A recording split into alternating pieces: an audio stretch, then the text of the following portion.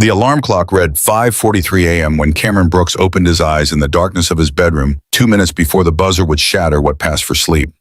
He'd learned years ago that waking before the alarm gave him those extra seconds to prepare for consciousness, to remember where he was and why he was alone, to build the armor that would carry him through another day of performing normalcy for a 4-year-old who still asked when mommy was coming home. He silenced the alarm before it could sound muscle memory, guiding his hand in the pre-dawn blackness. The apartment was silent except for the ambient noise of Chicago waking up around him, traffic already building on South Halsted Street, 6 floors below the building's ancient heating system, clanking to life, someone in the unit above, running water through pipes that protested with sounds that suggested imminent, catastrophic failure. Cameron sat up, feet finding the floor, and allowed himself exactly 30 seconds of stillness before the day demanded motion. Those 30 seconds were his morning ritual, the brief window where he didn't have to be provider or protector or the single father holding together a life that had shattered 3 years ago on a rainy Thursday when a drunk driver ran a red light and destroyed his entire world in the time it took for steel to crumple and glass to shatter and his wife Rachel to stop breathing. 30 seconds. Then he stood and walked to the bathroom they shared with Lily's small bedroom, careful to be quiet because his daughter needed every minute of sleep she could get before Mrs. Rodriguez arrived at 6:15 to take her for the day. The mirror showed a man who looked older than 32, exhaustion written into features that used to be described as handsome back when Cameron had energy to care about his appearance. Brown hair that needed cutting, stubble that would have to wait for his day off to shave properly, shoulders that were broader than they'd been before he started working maintenance jobs that required lifting equipment designed to break your back.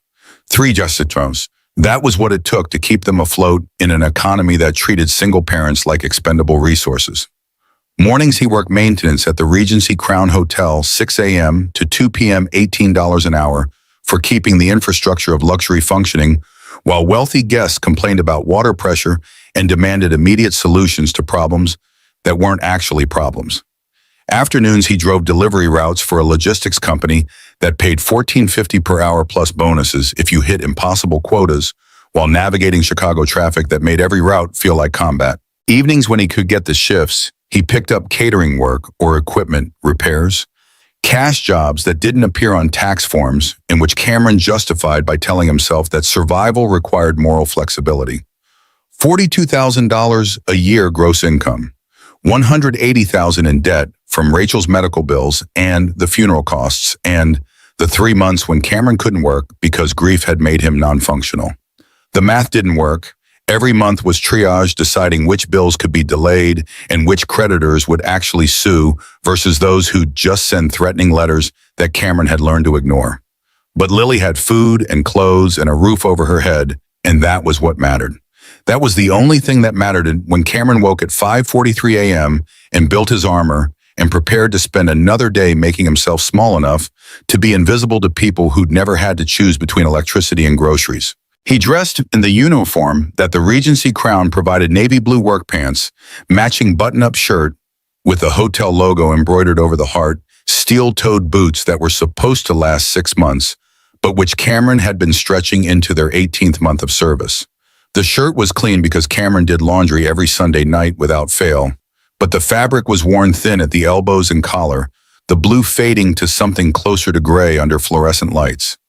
The kitchen was barely large enough for one person to move comfortably, a galley layout with appliances that belonged to the landlord, and which Cameron wasn't allowed to replace, even though the refrigerator made sounds that suggested sentience and malice. He started coffee in the machine Rachel had insisted on buying 3 years before she died, one of those single-serve pod systems that was environmentally irresponsible, but which Cameron couldn't bring up himself to get rid of, because Rachel had loved her morning coffee, and sometimes keeping her ghost alive meant keeping her appliances.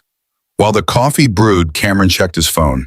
3 texts from his delivery company supervisor asking if he could add an extra route today. Someone had called in sick and they needed coverage. Cameron calculated quickly. Extra route meant 4 more hours, roughly $60 after taxes, and Mrs. Rodriguez had already said she could keep Lily until 8 p.m. if needed. $60 was a week of groceries if he shopped carefully. He texted back confirming he'd take the shift. The coffee finished. Cameron drank it black, standing over the sink, too expensive to waste on cream that would spoil before he used it all. Through the window above the sink, the city was transitioning from night to dawn, streetlights still glowing against the sky that was shifting from black to deep blue. In 6 hours, he'd be navigating delivery routes through Christmas shoppers who'd forgotten what patience meant. In 14 hours, he'd collapse into bed and sleep until the alarm went off at 5:43 a.m. and the cycle repeated. Lily's bedroom door was decorated with construction paper drawings she'd made in preschool flowers and hearts, and stick figures that were supposed to represent their family. Cameron paused outside, listening to her breathing through the door, the sound that had kept him tethered to sanity in the months after Rachel died, when grief suggested that maybe survival wasn't worth the effort.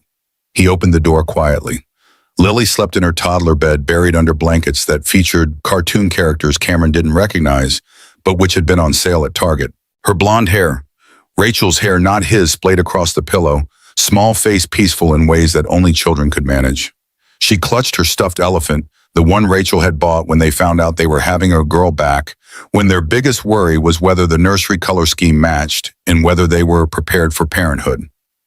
They hadn't been prepared for parenthood. Nobody was, not really, but Rachel had been better at it than Cameron, natural maternal instincts that made her the parent Lily ran to first when she fell, or when nightmares came, or when she needed someone to understand emotions that 4-year-olds couldn't articulate.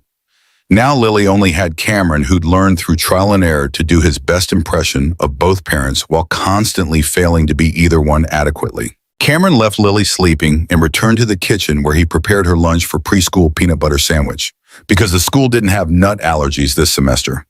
Apple slices because fruit was required, juice box that was mostly sugar, but which Lily would actually drink.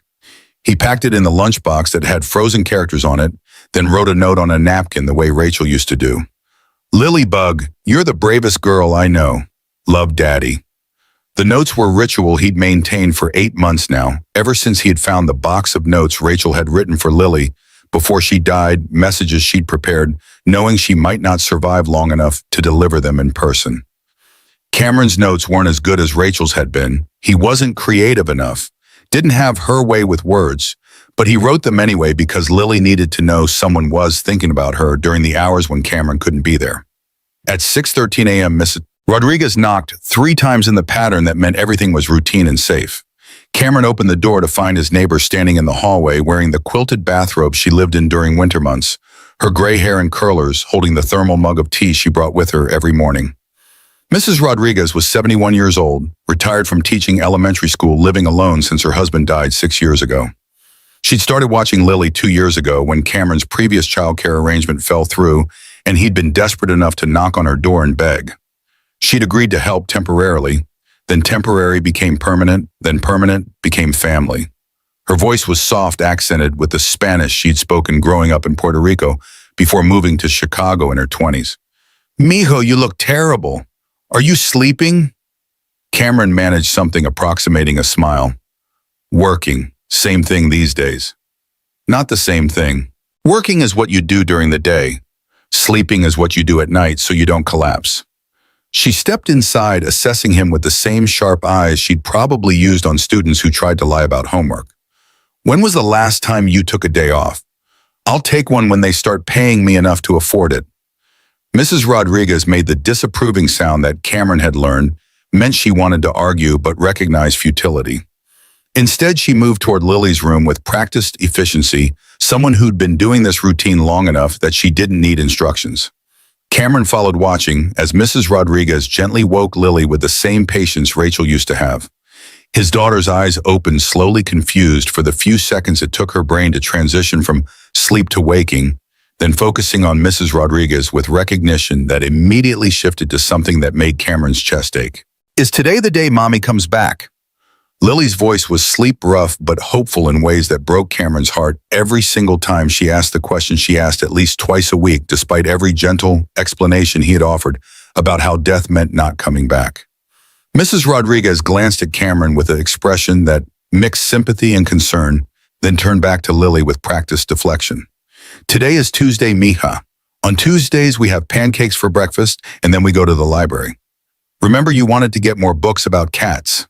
The redirection worked because 4-year-olds could be diverted by routine and promises of favorite things. Lily climbed out of bed, elephant clutched tight, and allowed Mrs. Rodriguez to guide her toward getting dressed, while Cameron stood in the doorway feeling like he'd failed at another small piece of parenting that Rachel would have handled better. He left at 6:28 a.m. with Lily still in her pajamas and Mrs. Rodriguez making reassuring sounds about pancakes and library trips. The commute to the Regency Crown took 43 minutes on the L train when trains ran on schedule longer when they didn't, which was most days. Cameron stood pressed between other early morning commuters who all shared the same exhausted expressions and the same careful avoidance of eye contact that characterized urban survival. The Regency Crown Hotel occupied 12 floors of downtown Chicago real estate that cost more per square foot than Cameron would earn in his lifetime. The building was all glass and steel and architectural statements about wealth, the kind of luxury establishment where guests paid $700 per night for rooms Cameron could fit his entire apartment inside. The lobby featured marble floors imported from Italy, crystal chandeliers worth more than his yearly salary, and furniture arranged in conversation groups that nobody ever used because wealthy people didn't come to hotels to socialize with strangers. Cameron entered through the service entrance on the building's north side, the pathway designed to keep staff invisible to guests who shouldn't have to acknowledge the humans who maintain their luxury. The employee break room was in the basement, a space with flickering fluorescent lights and folding chairs and a coffee machine that produced liquid that tasted like regret. His manager, Kevin, was already there nursing coffee and reviewing work orders on a clipboard that had seen better decades. Kevin was 47, balding, with the permanently stressed expression of someone who'd realized too late that hospitality management was just professional problem-solving for ungrateful people.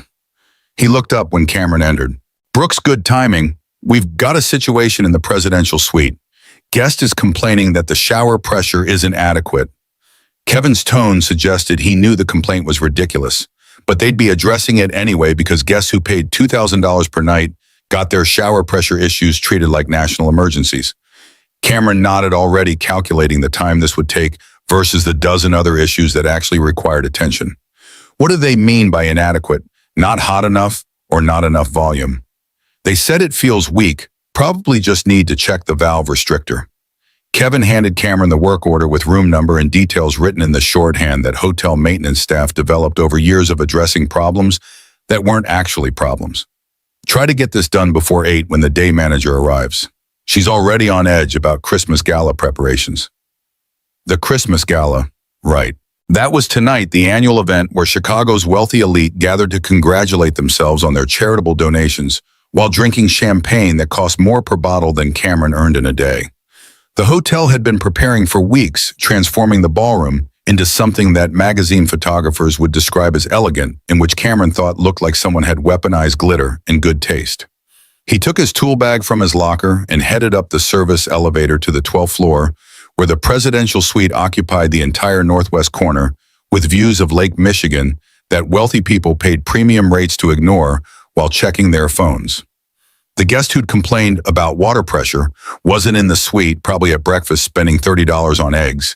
So Cameron let himself in with his master key and went to work on a problem that took him 8 minutes to solve and which hadn't actually been a problem in the first place. The next 6 hours passed in the rhythm Cameron had learned to navigate without conscious thought. Broken ice machine on the 8th floor that just needed its filter replaced. Clogged toilet in room 412 that required professional discretion and absolutely no commentary about what guests flushed. Light fixture in the conference room that had burned out and which required a ladder and 20 minutes to replace with bulb that cost the hotel 14 cents and which they'd bill to their corporate client at $15. Cameron moved through the hotel's infrastructure like ghost present, but unnoticed by guests who looked through him with the practiced invisibility that wealth taught you to deploy towards service workers. A woman in designer clothes held the elevator door for him, once smiled with the careful politeness that said she recognized he was human, but preferred not to think too hard about the economic gulf between them. A businessman complained about hallway noise while Cameron was repairing a door lock, then walked away mid-conversation when his phone rang, as if Cameron would simply vanish when no longer needed. It was fine. Being invisible was survival strategy, in spaces where visibility meant being blamed for things beyond your control. Cameron had learned to wear his uniform like camouflage, to speak only when spoken to complete his work with competence. That was noted but never praised, because praise required acknowledging that service workers were people rather than functions. Lunch was 15 minutes in the break room, eating the sandwich he'd packed because the hotel cafeteria charged employee prices that Cameron couldn't afford. He sat alone, scrolling through his phone, checking texts from Mrs. Rodriguez confirming Lily had eaten lunch and was currently napping, checking the delivery company app to see tomorrow's route assignments, checking his bank account, and watching the balance hover just above the threshold that would trigger overdraft fees. At 1:47 p.m., Kevin found him replacing air filters in the HVAC closet on the 6th floor. His manager's expression suggested news that wouldn't improve Cameron's day. "Brooks, I need a favor." The phrasing was request, but the tone was command disguised as polite inquiry. "Night shift maintenance called out sick. I need someone to cover the Christmas gala tonight. 6 p.m. to 2 a.m. time and a half." Cameron's mind calculated automatically. 8 hours at $27 per hour. $216 before taxes, roughly $180 after. That was groceries for 2 weeks, plus Lily's preschool supply fee that was due Friday. But it also meant calling Mrs. Rodriguez to ask if she could keep Lily overnight, meant rescheduling the delivery route he'd agreed to cover, meant another day of running on too little sleep. He agreed before his common sense could argue. "I'll take it. What do you need me to do?" Kevin's relief was visible. "Mostly just be available. Keep the service elevators running, handle any issues that come up. The event coordinators will be running around panicking about centerpieces and lighting, but your job is making sure the actual infrastructure doesn't fail. Should be easy money." Easy money. That was what managers said about shifts that were never actually easy, that always included complications nobody predicted and problems that required solutions beyond what training manuals covered. But Cameron needed the money more than he needed to point out that Kevin was being optimistic about how events actually went. He called Mrs. Rodriguez during his break, explained the situation with the apologies that came from asking too many favors from someone who'd already given too much. She agreed immediately because Mrs. Rodriguez was a better person than Cameron deserved, told him not to worry about Lily, said something about how God provided opportunities to those who worked hard enough. Cameron wasn't sure he believed in God anymore, hadn't since Rachel died, in ways that suggested either God didn't exist or didn't care, but he thanked Mrs. Rodriguez anyway, because arguing theology with a woman who'd sacrificed her evening for you seemed ungrateful. The delivery company supervisor was less understanding when Cameron called to cancel the extra route, reminded him that reliability was important for contractors who wanted to keep getting shifts, suggested perhaps Cameron should reconsider his priorities. Cameron listened to the lecture while counting the $216 he'd earned tonight versus the $60 he'd lose from canceling delivery, reminded himself that math mattered more than pride. Apologized for the inconvenience and promised it wouldn't happen again, even though they both knew it probably would. At 2:08 p.m., his regular maintenance shift ended.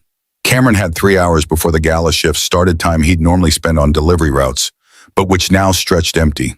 He could go home, try to sleep, but the apartment felt too quiet without Lily, and sleep had been elusive lately, even when exhaustion suggested it should come easily. Instead, he rode the L train to the preschool, where Lily attended half-days on Tuesdays and Thursdays, the state-subsidized program and that was supposed to prepare children for kindergarten, but which mostly just gave working parents somewhere safe to leave their kids for a few hours. The building was old, funding clearly inadequate based on the peeling paint and the playground equipment that had been obsolete 20 years ago. But the teachers were kind and the children were supervised, and Lily came home happy most days, which was all Cameron could afford to care about. He stood outside the chain-link fence watching Lily play with other 4-year-olds whose names he didn't know. His daughter was smaller than the other children's genetics from Rachel's family, giving her delicate features and slight build that made her look younger than she was.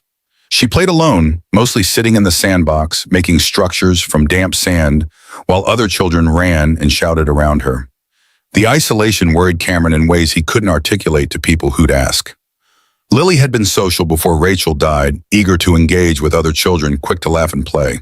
After the accident, she'd withdrawn into herself, developed caution that suggested she understood on some level that the world took things away without warning. Cameron didn't know how to help her beyond being present and patient and hoping that time would heal wounds he couldn't see but knew existed. A teacher noticed him and waved the gesture friendly, but also questioning why a parent was standing outside watching instead of picking up their child. Cameron waved back and walked away before the situation could become conversation that required explaining why he had 3 hours to kill before his next shift and had decided to spend them watching his daughter play in sand. He found a coffee shop 2 blocks away, the kind of independent establishment that charged $6 for drinks that Cameron could make at home for 50 cents, but which provided Wi-Fi and tables where customers could sit for hours without being asked to leave. He ordered black coffee because it was the cheapest item on the menu and found a corner table away from the windows where late afternoon sun wouldn't make reading his phone screen impossible. Email inbox showed 17 unread messages, mostly automated notifications from creditors who'd given up expecting payment and had moved into the threatening language phase. Cameron deleted them without reading. Student loan servicer wanting to discuss repayment options. Medical billing company suggesting payment plans that would stretch into decades. Credit card company that Rachel had opened 3 years ago for emergency expenses and which still carried the $5,000 balance from her funeral costs. All of it theoretical debt that existed in digital records, but which didn't affect daily survival as long as Cameron ignored it aggressively enough. Eventually, they'd sue or garnish his wages or do whatever creditors did to poor people who couldn't pay, but that was future Cameron's problem. Present Cameron just needed to make sure Lily had dinner tonight and breakfast tomorrow, and all the small certainties that made childhood stable. His phone buzzed with text from Kevin. Need you here by 5:30 for gala briefing. Event coordinator wants to review emergency protocols.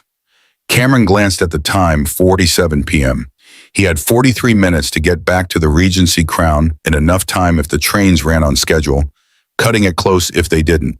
He drained the coffee that had gone cold, left the cup on the table because bussing it himself felt like doing work he wasn't being paid for, and headed back into the December evening that had arrived while he sat trying to pretend he had somewhere better to be.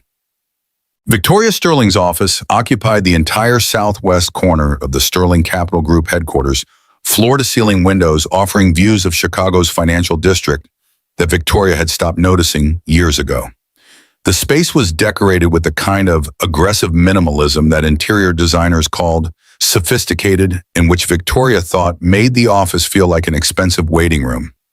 Glass desk that seemed to float leather chairs that had cost $8,000 each, abstract art on the walls that Victoria had purchased because her decorator insisted, and which she'd never actually looked at with any real attention. 32 years old, chief executive officer of a company worth $2 billion, featured in Forbes and Fortune and all the publications that celebrated women in business, while simultaneously questioning whether they were tough enough to compete with men. The youngest female CEO in Chicago, according to Crane's Business, which had done a profile 6 months ago that focused almost entirely on her appearance and her romantic status, rather than the 15% revenue growth she'd achieved in 18 months. The Ice Queen. That was what the business press called her, the nickname that had started as criticism, but which Victoria had learned to weaponize. Better to be cold and competent than warm and dismissed. Better to be feared than loved, when love just meant people thought they could take advantage of your emotions. Her executive assistant, Sarah, knocked twice before entering the rhythm that meant something required immediate attention but wasn't catastrophic. Sarah was 43, efficient to the point of being slightly terrifying, the kind of person who anticipated problems before they materialized and who'd been running interference for Victoria since day one as CEO. Thomas called, 3rd time today. He wants to discuss the Meridian Holdings vote. Sarah's tone was carefully neutral, the professionalism that meant she had opinions about Victoria's father, but was too disciplined to voice them directly. Victoria kept her eyes on the contract she'd been reviewing, financial projections for the Meridian Holdings partnership that would inject $2 billion into Sterling Capital and cement Victoria's position as legitimate CEO rather than daughter playing at running daddy's company. Tell him I'm in meetings until 6. He knows you're not in meetings. He called your cell phone twice. Then tell him I'm not biting his calls until he stops trying to undermine me with the board. Sarah's expression didn't change, but Victoria could feel the judgment radiating from her assistant like heat from a furnace. Sarah had worked for Thomas Sterling before Victoria had watched the company founder build his empire from single-hangar aviation operation in 1988 through 37 years of aggressive expansion into the diversified capital group it was today. She had complicated loyalty that included both father and daughter, but which clearly preferred the father's management style to the daughter's. He's worried about the vote. 3 board members are still uncommitted. Sarah's voice carried the subtext that Thomas's worry might be justified, that perhaps Victoria should be more concerned about the internal opposition than she was showing. Victoria finally looked up from the contract, letting Sarah see the exhaustion she'd been hiding from everyone else today. The uncommitted members are stalling because they're waiting to see which way the wind blows. Once we close the Meridian deal, they'll fall in line because nobody votes against success. Unless Marcus convinces them that the deal is a mistake. There it was, the name that had been hovering beneath every conversation Victoria had been having for 6 months, the ghost that haunted Sterling Capital's boardroom, despite no longer having official role in the company. Marcus Ashford, her former fiancé, the venture capitalist her father had groomed as protege and potential son-in-law, the man who was supposed to marry Victoria and help run the empire Thomas was building. Except Victoria had proven more capable than Marcus at every turn, had surpassed his projections, and outmaneuvered his strategies until it became clear that Sterling Capital needed one leader, not 2. Thomas had chosen his daughter, and Marcus had responded by making himself indispensable, in other ways, cultivating relationships with board members, positioning himself as trusted advisor, ensuring that even after Victoria broke their engagement and effectively forced him out of day-to-day operations, his influence remained embedded in the company's power structure. For 6 months, Marcus had been systematically dismantling what Victoria was trying to build. Not overtly, that would be too obvious, too easy to counter.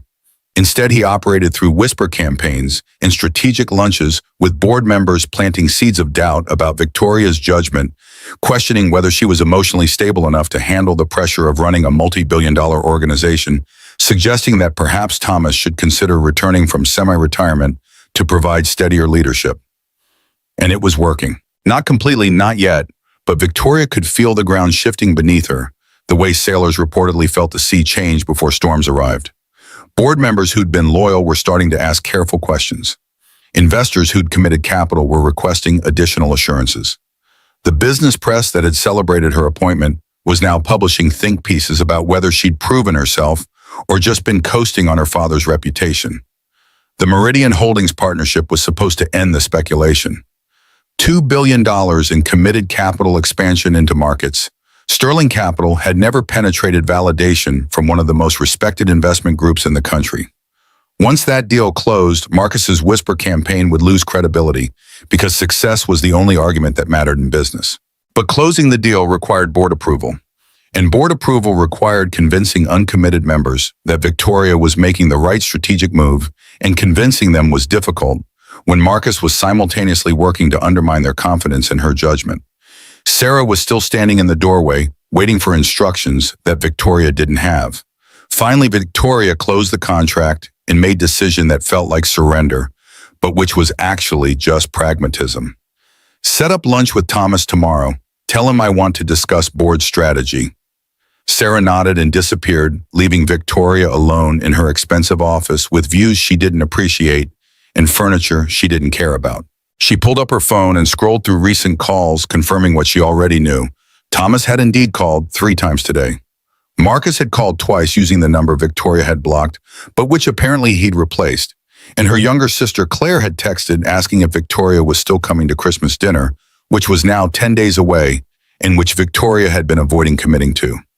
The Sterling family Christmas. That would be fun. Thomas would spend the entire meal making pointed comments about business decisions he disagreed with. Marcus would somehow be invited because Thomas couldn't quite let go of the protege he'd invested 15 years grooming. Claire would ask intrusive questions about Victoria's personal life while simultaneously judging her for not having one. And Victoria would sit there performing the role of daughter and sister, incompetent executive, while internally screaming about the suffocating weight of expectations she'd never asked for, but had inherited anyway. Her phone buzzed with reminder Christmas gala tonight at the Regency Crown Hotel, 7 p.m. Start black tie, required attendance mandatory because Meridian Holdings executives would be there, and this was the opportunity to demonstrate that Sterling Capital was stable and professional despite whatever rumors Marcus was spreading. Victoria had been dreading the gala for weeks. Not because she disliked events, she'd learned to perform charm and confidence at business functions the same way she performed everything else. But because Marcus would definitely be there, would find ways to corner her in conversations that looked friendly to observers, but which were actually psychological warfare disguised as small talk. She'd broken their engagement 8 months ago after discovering that Marcus had been systematically positioning himself to take over Sterling Capital. Once they were married, not overtly hostile takeover, just strategic maneuvering that would have resulted in Thomas retiring, Victoria transitioning to some symbolic role, and Marcus becoming de facto CEO of the company Victoria had been trained to run since she was 14 years old. When she'd confronted him with the evidence board meeting notes, strategic memos, conversations with investors, where Marcus positioned himself as the real power behind Sterling Capital, he'd looked genuinely surprised that she was upset. As if consolidating power after marriage was natural progression of their relationship rather than betrayal of everything she'd worked for. She'd called off the wedding 3 weeks before the ceremony, lost deposits on venue and catering and flowers, faced questions from guests who'd already made travel plans, endured sympathetic comments from business acquaintances who assumed Marcus had broken her heart rather than understanding she'd broken his ambitions. His response had been calm, measured, terrifying. "You'll regret this. Everything you think you've built, I helped construct. Without me, you'll discover how fragile it all is." For 6 months, he'd been proving his point. Piece by piece, relationship by relationship, whisper by whisper, he was dismantling her credibility and demonstrating that perhaps she couldn't run Sterling Capital without the man her father had spent 15 years grooming for exactly that purpose. The stalking had started gradually. Phone calls that Marcus claimed were about business, but which Victoria recognized as attempts to maintain control. Appearing at her office building's lobby during lunch hours, always with plausible excuse about meeting someone else, but somehow present when Victoria was leaving. Showing up at her gym at 5 a.m., coincidentally using the equipment near hers, making casual conversation that felt scripted. Nothing illegal, nothing that would justify restraining order. Just steady pressure reminding Victoria that Marcus knew her schedule, knew her routines, knew how to appear in her life without invitation and without consequence. Sarah returned with tablet, showing Victoria's schedule for the rest of the day. Hair and makeup arrive at 5:30, car service at 6:45. Gala begins at 7, but Meridian executives aren't arriving until 7:30 per their assistant. Victoria nodded, already mentally exhausting the performance she'd be delivering tonight. The smile that looked genuine, the small talk that seemed effortless, the confidence that suggested she absolutely wasn't being systematically destroyed by her ex-fiancé, while her father questioned whether she deserved to run his company. Anything else? Sarah hesitated. The pause that meant she was about to overstep boundaries in ways that technically exceeded her role as assistant, but which she'd do anyway because someone needed to say uncomfortable truths. "You look exhausted. When was the last time you slept properly?" "I'll sleep when Marcus stops trying to destroy my company." "That's not sustainable, and you know it. You're running yourself into the ground, and eventually the board will notice, and then Marcus won't need to whisper campaign because your collapse will be obvious to everyone." The words were harsh but accurate, the kind of honesty that Victoria paid Sarah to deliver even when she didn't want to hear it. But knowing Sarah was right didn't change the fundamental mathematics of survival. There were only 24 hours in a day, and Victoria needed all of them to fight battles on multiple fronts simultaneously. "I'll take a vacation after Meridian closes. Beach somewhere, disconnect completely." The promise was a lie they both recognized, but neither acknowledged directly. Sarah left, and Victoria returned to reviewing contracts, financial projections that blurred together as exhaustion made concentration difficult. She had 3 hours before she needed to start preparing for the gala, 3 hours to accomplish work that required 3 hours to be CEO instead of woman who was being systematically destroyed by man who'd claimed to love her. Her phone buzzed again. Unknown number, Chicago area code. Victoria almost declined until she saw the preview of the text message that made her stomach drop. "Looking forward to seeing you tonight. We should talk about the Meridian deal. M. Marcus." Using a new number she hadn't blocked yet, demonstrating once again that he knew exactly where she'd be and when, that her schedule wasn't private, that even her attempts to avoid him could be circumvented with minimal effort. Victoria deleted the message and blocked the number, aware that Marcus would just acquire another one and repeat the pattern tomorrow. The phone buzzed immediately with second message from different unknown number. Blocking me doesn't change anything. You still need me whether you admit it or not. She threw the phone across the office, watched it hit the expensive leather couch, and bounce onto carpet that cost $800 per square foot.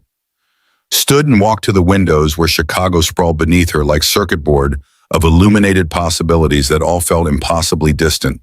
Thomas Sterling had built this empire from nothing, had taken a single hangar aviation operation and transformed it, through decades of strategic acquisitions and partnerships, into the diversified capital group that bore his name. He'd trained Victoria from adolescence, had taught her financial analysis and market strategy, and all the skills that made her capable of running the business he'd created. But he'd also groomed Marcus as his successor, had invested 15 years developing the protege, who was supposed to marry his daughter, and ensure that Sterling Capital remained family-controlled even as Thomas retired. When Victoria proved more competent than Marcus, Thomas had chosen her for CEO, but he'd never quite let go of the vision where Marcus was integral to the company's future. That ambivalence was what Marcus exploited. Every Whisper campaign included references to how Thomas had intended for Marcus to be involved. Every board meeting where Victoria's judgment was questioned included subtle reminders that Thomas himself had doubts.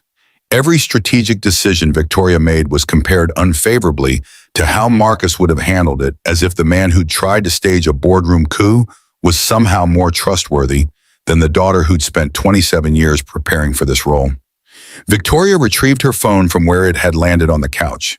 The screen was uncracked. Apparently $800 phones could survive being thrown by frustrated CEOs, and showed 3 more texts from 3 more unknown numbers, all variations on the same theme of Marcus, reminding her he was still present in her life, whether she wanted him there or not. She blocked all 3 numbers and turned off text notifications, entirely aware this was treating symptoms rather than disease, but lacking energy for more comprehensive solutions. The gala was in 4 hours.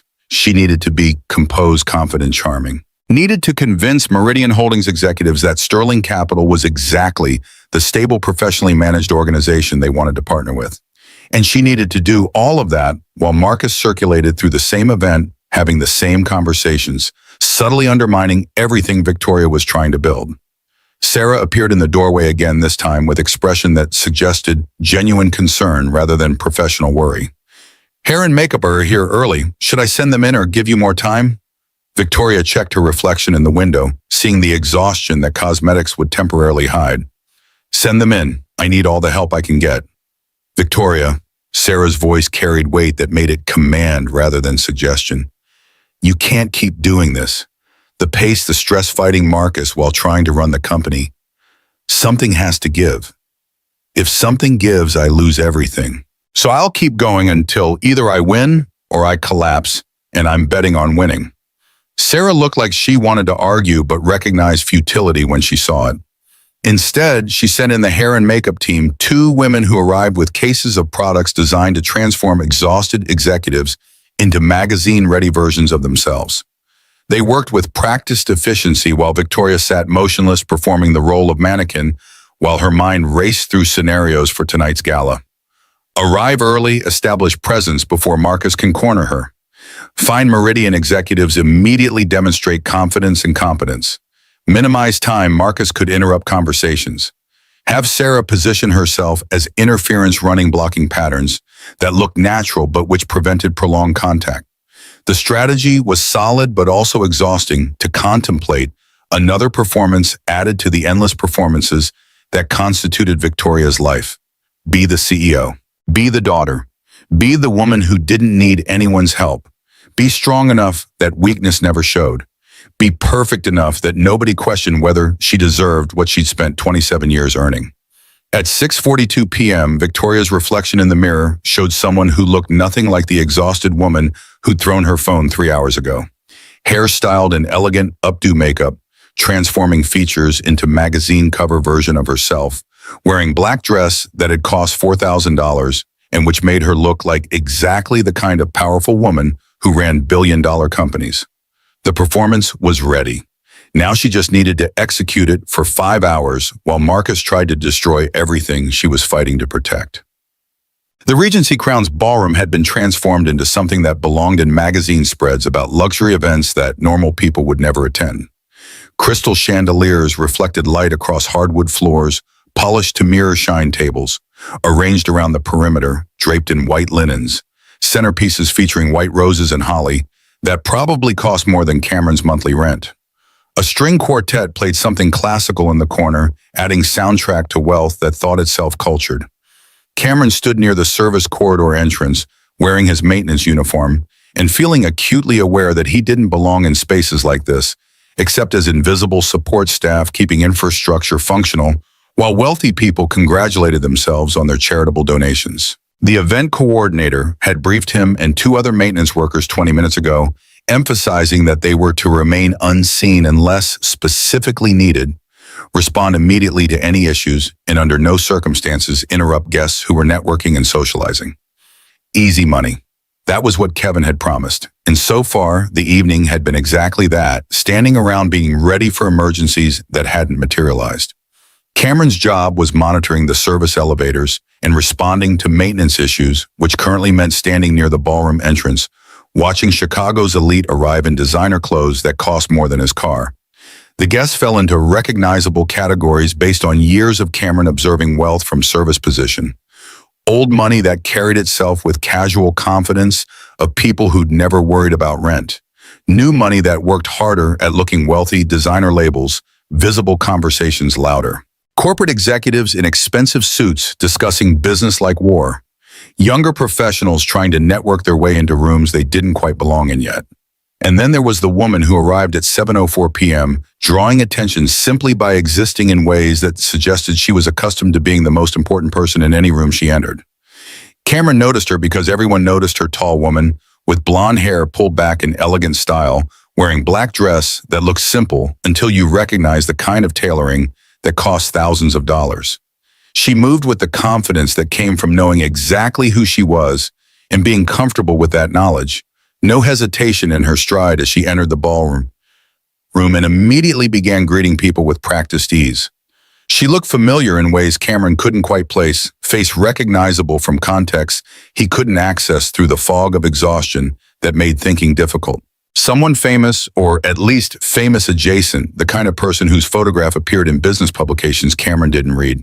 The woman circulated through the room with practiced efficiency, spending exactly the right amount of time with each group before moving to the next, performing warmth that looked genuine, but which Cameron recognized as professional skill. She laughed at appropriate moments, touched arms with casual familiarity that suggested intimacy without crossing boundaries, maintained perfect posture that communicated confidence without arrogance. Cameron watched from his position near the service corridor, fascinated despite himself by the performance of wealth and power. This was a woman who'd learned to weaponize charm, who understood that business happened in rooms like this, rather than boardrooms, who knew that the right conversation at a Christmas gala could be worth millions in contracts and partnerships. She paused near the windows overlooking Chicago's skyline, accepting champagne from a server who materialized with the timing that suggested staff had been briefed about her preferences.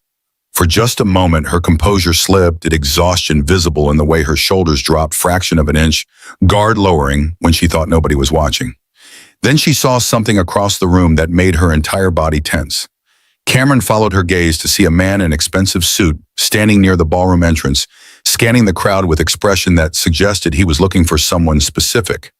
The man was late 30s, silver hair at temples that made him look distinguished, wearing confidence that felt performative rather than natural. Cameron watched the woman's reaction, the way her hand tightened on the champagne glass, the way her breathing changed, the way she started looking for exits with the subtle desperation of someone who just recognized threat. This wasn't business rival or uncomfortable acquaintance. This was fear manifesting in someone who'd learned to hide fear so effectively that most people would miss the signs. The woman turned and started walking toward the service corridor, where Cameron stood, movements quick. Without being obvious, someone retreating while trying not to appear like they were retreating. Hurried, swept the room one more time, confirming that the man hadn't seen her yet. Then she ducked behind the column where Cameron was standing. Up close, she was younger than he had initially thought, early 30s maybe, though expensive skincare and professional styling made age difficult to assess. Her breathing was rapid, controlled panic that she was fighting to suppress, and when she looked up at Cameron, her eyes showed something he recognized from his own reflection in mirrors after Rachel died. Terror, absolute terror, barely contained by will and social conditioning. Her hands shot out and grabbed Cameron's collar with surprising strength for someone wearing an evening gown. Her voice was low, urgent, carrying authority that suggested she was used to giving orders that people followed immediately. Pretend to be my husband. Right now. Cameron's brain stuttered, trying to process the request that made no sense, opening his mouth to ask what she was talking about when she pulled him closer and kissed him. The lobby didn't fall silent. Cameron would remember later that conversations continued. Music kept playing. The event proceeded exactly as it had been before. But in his awareness, everything stopped except the sensation of being kissed by a stranger in front of 200 people who were now definitely noticing the blonde woman in the black dress kissing a maintenance worker near the service corridor. The kiss lasted maybe 5 seconds. To Cameron, it felt like falling through ice into dark water, disorientation and cold, and the immediate understanding that his life had just changed in ways he couldn't predict. When she finally pulled back, her hand was still gripping his collar, and he could feel her trembling with the kind of full-body shaking that came from nervous system in complete revolt. Across the room, the silver-haired man stood frozen, face draining of color as he processed what he was seeing. His expression cycled through shock to disbelief to something darker that Cameron couldn't quite identify, but which looked like rage carefully suppressed beneath social conditioning.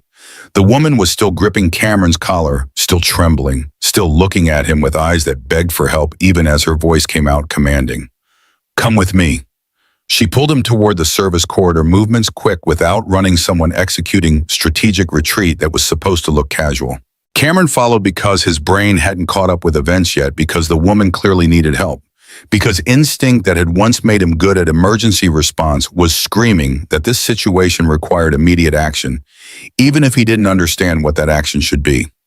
The service corridor was utilitarian contrast to the ballroom's luxury concrete floor, exposed pipes, fluorescent lights that buzzed with frequency suggesting imminent failure. The woman released Cameron's collar and leaned against the wall, breathing like she'd just finished marathon. Up close, without the ballroom's strategic lighting and her public performance, she looked younger and more vulnerable. The perfect styling couldn't quite hide the exhaustion in her eyes, the tension in her shoulders, the way her hands shook as she pressed palms against the concrete wall, like she needed physical contact with something solid to anchor herself. Cameron found his voice, finally words coming out confused and concerned in equal measure. "What are you doing?" She pressed palms against her eyes, composure cracking further. "I'm sorry, God, I'm so sorry. I just saw him and I panicked." "Saw who?" "My ex-fiancé. He's been following me for months. And when I saw him tonight, I needed to do something that would throw him off, something he wouldn't expect." She lowered her hands, eyes red-rimmed, mascara starting to smudge, despite whatever expensive waterproof formula her makeup artist had used. "So you kissed a complete stranger?" "Yes, and I know that's insane, but I was out of options and you were there and..." She paused and Cameron saw recognition flash across her face. "You've always been kind to me." That stopped him because he had no memory of ever meeting this woman before 30 seconds ago. "What? 3 weeks ago? Parking garage. You held the elevator door without being asked. Didn't try to make conversation. Didn't stare at me like I was prized to be won. You just stood there quietly, then nodded and disappeared." Cameron had vague memory of holding an elevator for someone in the parking garage, the kind of automatic politeness that became habit when you work service positions. But he'd never looked at the person's face, never registered that the moment had mattered enough to be remembered. "That kiss wasn't for the crowd." Her voice cracked. "It was for me. If I hadn't done something, anything, I would have frozen. Marcus would have seen me freeze, and he would have known I'm scared of him. I can't let him win. Not tonight." Cameron recognized the edge she was standing on. He'd stood there himself in the hospital corridor when doctors told him Rachel wasn't going to survive her injuries in the funeral home, when he had to choose casket for a woman who was 32 years old and shouldn't have needed one in the dark hours after Lily fell asleep, when grief suggested that perhaps continuing to exist required more strength than Cameron possessed. The woman was spiraling. He could see it breathing, getting faster, hands trembling harder, composure collapsing under weight she'd been carrying too long. Cameron had worked enough emergency response to recognize panic attack developing and whatever complicated situation he'd just been pulled into, letting this woman have public breakdown seemed worse than whatever consequences would follow from helping her. He kept his voice calm, the tone that emergency responders use for people in crisis. "Hey, look at me." She did, eyes focusing on his face with effort that suggested she was fighting hard to stay present. "You're having a panic attack. That's normal given what just happened. But you're safe right now. The guy Marcus, he's still in the ballroom. You're here with me. Nobody's going to hurt you. You don't understand. This isn't just about tonight. He's been destroying everything I built for 6 months. And if he sees that I'm scared, if he knows he got to me..." 10 minutes, Cameron interrupted before she could spiral further. "Give yourself 10 minutes to breathe. Then you can go back out there and handle whatever you need to handle. But right now, just breathe." She stared at him like he'd spoken in foreign language, like the concept of taking 10 minutes for herself was so alien that she couldn't process it. "I don't have 10 minutes. Meridian Holdings executives are arriving, and I need to be there to make first impression before Marcus can poison the conversation. In 10 minutes, you can be composed and ready. Right now, you're about 5 seconds from completely falling apart. Which version is going to make better impression?" The logic penetrated. She took a breath that shuddered but stayed controlled. 10 minutes. 10 minutes. Then you go back out there and convince whoever needs convincing that you're exactly as competent as you actually are. Something flickered in her expression, surprise maybe, or recognition that this stranger in a maintenance uniform somehow understood what she needed to hear. She straightened shoulders, pulling back CEO, sliding back into place like the armor she'd temporarily removed. "What's your name?" "Cameron Brooks." "I'm Victoria Sterling." She extended her hand like they were at a business function instead of a service corridor where she'd just had a panic attack. "Thank you for helping and for not asking questions." Cameron shook her hand, noting the manicure that probably cost more than his weekly groceries and the strength in her grip that suggested someone who'd learned to project confidence through physical presence. Questions seemed like they'd just make this more complicated. "They would," Victoria managed a smile that didn't reach her eyes. "I need to ask you something and you're absolutely allowed to say no. Actually, you should probably say no because this is insane and inappropriate and I have no right to ask."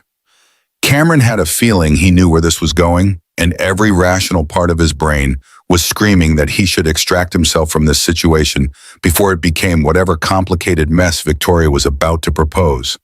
But the part of him that had once been good at emergency response, that had learned to help people in crisis even when helping was complicated, couldn't quite walk away from someone who looked like they were drowning. 10 minutes. "You said you needed 10 minutes to decide how to handle Marcus. What happens after 10 minutes?" "After 10 minutes, I go back out there and face him. But if I'm alone, when I do that, he'll see it as weakness. He'll use tonight against me with the board, tell them I can't handle pressure, suggest that maybe I'm not stable enough to run Sterling Capital." She paused, and Cameron could see her calculating weighing risk versus reward with the speed that suggested she made complex decisions under pressure regularly. "But if I walk out there with someone, if Marcus sees that I'm not alone, that I've moved on, it changes the dynamic, takes away his leverage." "So you want me to stand next to you while you talk to these Meridian people?" "Yes, for the rest of tonight, maybe the next few days until the contracts are signed and Marcus can't touch them." The request was insane. Cameron knew it was insane. He had Lily waiting at Mrs. Rodriguez's apartment, had delivery shifts tomorrow, had carefully balanced life that didn't include pretending to be someone's husband at business events where he clearly didn't belong. But he also knew what it felt like to face worse moments alone. Knew what it meant when someone said they needed help, even when asking for help cost them pride and control, and all the things that people like Victoria had learned to never show vulnerability about. "I'm a maintenance worker. I don't know anything about your world. I'm going to mess this up." Victoria's expression shifted to something that might have been hope trying to break through desperation. "You already saved me once tonight. When you called yourself..." She stopped processing what Cameron had just implied. "Wait, you'll do it?" Cameron thought about Lily's question from last week. "Daddy, if someone needs help, are we supposed to help them?" He'd said yes because that was the answer parents were supposed to give their children, the principle that suggested the world worked better when people helped each other instead of walking away. Keep your money. The words came out before Cameron could reconsider them. If I do this, I'm not doing it for a paycheck. Then why would you do it? Because 3 years ago, a nurse had held his hand in the hospital and told him he didn't have to face the worst night alone. Because Lily asked questions about helping people, and Cameron wanted to tell her, yes, people did help when help was needed. Because this woman had looked at him like he was real person rather than invisible service worker, and that mattered more than it probably should. Because nobody should have to deal with this alone. Victoria's eyes went bright with tears. She blinked back before they could fall. Okay, just stand next to me. Let Marcus see that I'm not frozen, that's all I need. They stepped back into the ballroom like actors taking the stage. Victoria's hands slid into the crook of Cameron's elbow, fingers digging in with pressure that communicated how much control she was exerting to appear casual. The crowd had mostly returned to their conversations, but heads still turned, whispers rippling through the room as wealthy people processed the image of Victoria Sterling with maintenance worker.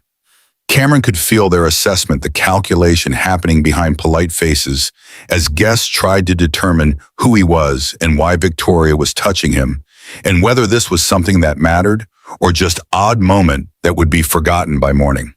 They crossed toward the windows where a small group had gathered around older couple who radiated the kind of casual wealth that came from decades of success. Marcus stood on the periphery of this group, silver hair catching the chandelier light, eyes tracking Victoria's approach with predatory focus that made Cameron's protective instincts activate, despite having known this woman for less than 15 minutes. Up close, Marcus looked exactly like the kind of man Cameron had learned to distrust on instinct, too polished, too confident, smiling with mouth while eyes calculated. He watched Victoria approach with expression that cycled through surprise to confusion, to something darker, possessive anger and barely controlled beneath social conditioning. His voice was smooth when he spoke, carrying just enough volume that nearby guests could hear. Victoria, I didn't realize you'd be bringing a guest. Victoria's grip on Cameron's elbow tightened steel beneath silk. Marcus, I didn't realize you'd be here at all. The Meridian Holdings team invited me personally. They value my insights on Sterling Capital's strategic direction. The threat was casual, delivered with smile that didn't reach his eyes. How interesting that you're suddenly so concerned about my business relationships. Not sudden at all. Victoria's smile matched his for false warmth. I've always been concerned about people who try to undermine Sterling Capital, though I see your taste in passive-aggressive comments hasn't improved. Marcus's gaze slid to Cameron, assessment, dismissive and cruel simultaneously. Though I see your taste in companions hasn't improved either. Something shifted in Cameron, protective instinct overriding the trained invisibility that service workers learn to survive with. He extended his hand with confidence. He absolutely didn't feel aware that every person nearby was watching this interaction. Cameron Brooks, Victoria's husband. The word dropped into the conversation like stone into still water. Nearby guests went silent. The older couple who'd been talking with Marcus turned to stare, and Marcus's face went through expressions too fast to catalog: shock, disbelief, rage, forced control. Husband. Marcus repeated the word like it was a foreign concept he needed to process. That's interesting. I don't recall hearing about a wedding. That's right. Cameron glanced at Victoria, seeing her nod slightly. We've been married about a year now. Isn't that right, honey? Victoria's voice came out steady, despite the way her hand was trembling against his elbow. A year and 2 months. We had a small ceremony. Very private. How convenient. Marcus's voice hardened. How convenient that no one knew about this marriage. That you've never mentioned a husband to the board. That there are no records of a wedding license. We didn't see the need to make an announcement. Cameron kept his voice level, channeling every lesson he'd learned from emergency response about staying calm when people were actively hostile. Some things are worth keeping between the people who matter. The older couple, the Meridian Holdings executives, Cameron realized were staring openly, now expressions shifting from confusion to something that looked like approval. The woman actually smiled at Victoria, raising her champagne glass in small gesture of congratulation. It was working. Whatever desperate gambit Victoria had initiated, it was actually working because Marcus looked like someone had rearranged his chessboard without permission, and he couldn't quite figure out how to respond. Victoria's voice carried just enough warmth to sound genuine. If you'll excuse us, Marcus, we should say hello to Richard and Patricia from Meridian Holdings. They didn't make it to our ceremony, and we've been meaning to introduce Cameron properly. She guided Cameron away before Marcus could respond, leaving him standing there with expression that promised consequences, even if he couldn't deliver them immediately. They crossed the ballroom toward the older couple who were now watching their approach with interest rather than confusion. Richard was perhaps 65, distinguished in the way that successful men aged when they had money for personal trainers and expensive skincare. Patricia was similar age, wearing diamonds that caught the light and suggested decades of wealth rather than new acquisition. They both radiated the casual confidence of people who'd been important for so long that performance was unnecessary. Victoria's hand was still gripping Cameron's elbow, hard enough that he'd probably have bruises tomorrow, but her voice came out warm and professional as she made introductions. Richard, Patricia, I'd like you to meet my husband, Cameron Brooks. Cameron Richard and Patricia Chen from Meridian Holdings. Cameron shook hands and tried not to think about how these people could probably tell from his calluses exactly what kind of work he did for a living. Richard's grip was firm, assessing the handshake of someone who made judgments quickly. Patricia's hand was soft manicured, her smile genuine in ways that suggested she was actually pleased to meet him rather than just performing politeness. Patricia's voice carried genuine warmth. It's lovely to finally meet you, Cameron. Victoria has been keeping you quite the secret. We prefer to keep our personal lives private. Cameron kept his voice steady, aware that he was improvising without script, and that any moment he could say something that would expose the entire deception, especially given how public Victoria's professional life is. Richard nodded like this made perfect sense. Quite right. The business press can be invasive. Better to maintain some boundaries. He glanced at Victoria. Though I'm surprised Thomas never mentioned you had married. He and I play golf twice a month, and he's never brought it up. Victoria's hand tightened further on Cameron's elbow. My father and I have a complicated relationship regarding my personal life. He had expectations about who I should marry that didn't align with my choices. Patricia made sympathetic sound. Family expectations can be difficult to navigate, but ultimately you have to live your own life, not the one your parents designed for you. They talked for another 10 minutes, easy conversation about holidays and Chicago weather, and the logistics of Meridian Holdings' proposed partnership with Sterling Capital. Cameron said as little as possible, letting Victoria carry the conversation while he stood beside her, projecting whatever version of supportive husband seemed appropriate for situations he'd never experienced and didn't understand. Marcus kept his distance through the rest of the evening, but Cameron could feel him watching, calculating, adjusting whatever strategy he'd had before encountering this new information that Victoria was apparently married to a maintenance worker nobody knew existed. At 11:17 p.m., Victoria's composure finally fractured. Cameron felt it in the way her hand started shaking against his elbow, and the way her breathing changed in the subtle shift from controlled performance to someone who'd been performing too long and was about to collapse. He leaned close enough that his voice wouldn't carry beyond her hearing. Service corridor. Now. She didn't argue, just let him guide her away from the ballroom with practiced ease that suggested she'd been waiting for permission to stop performing. The service corridor was blessedly empty, fluorescent lights buzzing with their characteristic frequency, while Victoria put her back against concrete wall and slid down until she was sitting on the floor. Cameron knelt beside her, aware that his maintenance uniform was now probably ruined from the concrete dust, but caring less about that than about the fact that Victoria was having full breakdown in service corridor wearing $4,000 dress. I can't believe I just did that. Her voice was hollow shock setting in as adrenaline faded. I kissed a stranger, lied to everyone, told Richard and Patricia that you're my husband when you're, she gestured vaguely at his uniform. When I'm what, a maintenance worker? Cameron kept his voice gentle because she was clearly spiraling. That's what I am. If that's a problem, you should have thought about it before you kissed me in front of 200 people. Victoria laughed, broken sound that was half sob. The worst part is, it worked. Did you see Marcus's face? He didn't expect it, couldn't process it. And Richard and Patricia actually seemed happy for me. Like marrying maintenance worker was somehow more respectable than whatever Marcus had been telling them about me. Cameron filled paper cup with water from the service corridor fountain, brought it back and pressed it into her hands. The weight seemed to ground her breathing, starting to slow as shock faded into exhaustion. What happens now? Cameron finally asked the question that had been building since Victoria kissed him. Marcus is going to investigate me. He's going to figure out I'm not actually your husband and then whatever you accomplish tonight falls apart. Victoria's laugh was bitter. Then I'll tell him it is none of his business, that my personal life is exactly that personal. That whether you and I are legally married or just together, it doesn't change anything about my competence to run Sterling Capital. Except he'll use it against you. Tell the board you're lying to investors. Use tonight as proof that you're unstable. Probably, Victoria took a shaky breath, which is why I need to ask you for more than 10 minutes. Cameron had known this was coming, but hearing it still made his stomach drop. How much more? The Meridian Holdings partnership is contingent on board approval. My board is split between members who trust me and members who think Marcus might be right about my judgment. If I walk back into Sterling Capital on Monday alone, if they see that Marcus rattled me tonight, they'll start second-guessing everything. She looked up at Cameron with eyes that showed exactly how much it cost her to ask for help. But if you walk in there with me, if they see that I'm stable, that I've moved on from Marcus, that I have support system, it changes the narrative. Makes me the woman who recovered from bad engagement instead of the unstable CEO who can't handle pressure.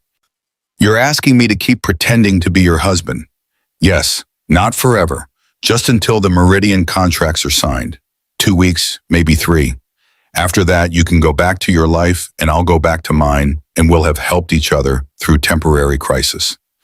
Cameron thought about Lily waiting at Mrs. Rodriguez's, thought about his 3 jobs and his carefully balanced life and all the sensible reasons to say no to what Victoria was proposing. Then he thought about the way she'd looked when she buckled in this corridor earlier, about the terror in her eyes, when she'd seen Marcus, about the fact that she was fighting battle alone against someone who was systematically destroying everything she'd built. I have a 4-year-old daughter. I work 3 jobs.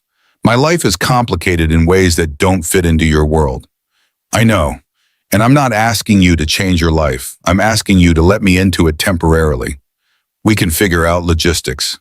I'll make sure Lily's comfortable, whatever you need. What I need is for my life to make sense again. Cameron heard the exhaustion in his own voice. But that ship sailed the moment you kissed me. Victoria's expression shifted to something that might have been hope. Is that a yes? Cameron thought about Lily's question, about helping people, about the nurse who'd held his hand 3 years ago, about all the small moments when someone had helped him survive the worst and how maybe now he could be that person for someone else. 2 weeks until your contracts are signed. Then we figure out how to end this without destroying whatever you've accomplished. Thank you. Victoria's voice cracked. Thank you, Cameron. I know this is insane. I know I have no right to ask, but thank you. They sat in the service corridor while the gala continued without them. 2 people who'd met an hour ago and who'd just agreed to construct an elaborate lie that would either save Victoria's company or destroy what remained of Cameron's carefully rebuilt life. Marcus appeared at the far end of the corridor, apparently having come looking for them. He stopped when he saw them sitting together, Cameron's hand resting on Victoria's shoulder in gesture that could be read as supportive or intimate, depending on what the observer wanted to see. His voice carried down the hallway, cold and controlled. Victoria, we need to talk. Cameron stood, positioning himself between Marcus and Victoria in movement that was protective without being aggressive. I think my wife has made it clear she's done talking to you for tonight. This doesn't concern you. Everything that concerns my wife concerns me. Marcus's face went through expressions he was clearly trying to control. You have no idea what you've walked into. This woman is manipulating you, using you. And when she's done, she'll discard you like everything else she doesn't need anymore. Victoria stood, composure rebuilt enough that she could face Marcus directly. That's rich coming from a man who spent our engagement positioning himself to take over my company. Go home, Marcus. You've done enough damage for one night. This isn't over. Yes, it is. It's been over since I called off our wedding 8 months ago. You just haven't accepted it yet. Marcus looked between them, calculating clearly, recognizing that whatever strategy he'd planned for tonight had failed spectacularly. We'll see what the board thinks about your new husband. I'm sure they'll have questions about when this marriage happened and why nobody knew about it. Let them ask. Unlike you, I don't owe the board explanations about my personal life. Marcus walked away without responding, leaving Cameron and Victoria standing in the service quarter while consequences they'd initiated started manifesting in ways neither of them could predict. Victoria turned to Cameron, and for the first time since kissing him in front of 200 people, she smiled with something approaching genuine warmth. You just called me your wife to Marcus's face. You started it by kissing me. I figured I'd commit to the bit. Well, you're very good at committing. Most people would have run away screaming by now. Most people didn't spend 3 years learning that running away from hard situations doesn't make them less hard. Victoria studied him with expression that suggested she was seeing him properly for the first time, rather than just desperate stranger she'd recruited for elaborate deception. You're not what I expected when I grabbed you tonight. What did you expect? Someone who'd say yes to the money I offered. Someone who'd treat this like transaction. Someone who wouldn't understand why I'm fighting so hard to keep something Marcus is trying to take. And instead, you got maintenance worker with dead wife and 4-year-old daughter who said yes because people should help when they can. Yeah, Victoria's voice went soft. Instead, I got you. They stood there for a moment, strangers who'd become conspirators, who'd now become something else neither of them had name for yet. The gala was winding down, guests starting to leave, servers beginning the cleanup that would take hours. Cameron's phone buzzed with text from Mrs. Rodriguez asking if he was okay and when he'd be home. He responded quickly, emergency at work, probably after midnight. Thank you for watching, Lily, then turned back to Victoria, who was watching him with expression that mixed gratitude and guilt. I should let you go home to your daughter. You should, but first we need to figure out what happens Monday when I'm supposed to show up at Sterling Capital with husband nobody knew I had. We'll figure it out. Victoria's confidence was returning, CEO sliding back into place now that immediate crisis had passed. I'll have my lawyer draft a brief statement. We'll say we got married a year ago, kept it private, and we're asking for respect of our privacy. Simple. Straightforward. Impossible to disprove without invading personal records. Except Marcus is going to investigate me. He's going to find out I work 3 jobs and live in a 2-bedroom apartment and have more debt than most people earn in 5 years. So, Victoria's voice carried challenge. Is there something shameful about working 3 jobs, about providing for your daughter, about doing whatever it takes to survive? No, but there's a difference between me thinking there's nothing shameful about it and your board members thinking the same thing. Victoria's expression hardened. If my board members judge you for being working class, that says more about them than it does about you. And if they judge me for marrying you, then they clearly don't understand that character matters more than bank accounts. Cameron wanted to believe her confidence was justified, but years of being invisible to wealthy people suggested otherwise. We'll see. Monday's going to be interesting either way. Monday's going to be a disaster, but we'll face it together. The word together landed with more weight than it should have, given that they'd met 90 minutes ago and had agreed to elaborate deception that would probably explode spectacularly. But something in the way Victoria said it, the way her hand reached out to squeeze his arm briefly before letting go, suggested that maybe this temporary alliance was already becoming something more complicated than either of them had intended. Cameron left the Regency Crown at 12:47 a.m. exhaustion, making the world feel slightly unreal. The overnight maintenance shift he'd been covering was technically over, which meant he'd just earned $216 for the strangest 8 hours of his life. He'd started the evening as invisible service worker, keeping infrastructure functional. He'd ended it as Victoria Sterling's fake husband, having lied to Chicago's business elite and somehow gotten away with it. The train ride home was empty, just Cameron and a handful of other overnight workers heading to wherever home was at 1 a.m. He stared at his reflection in the dark window and tried to process what he'd just agreed to.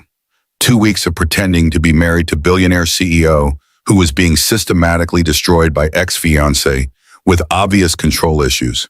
2 weeks of lying to people who could make or break Victoria's career with single board vote.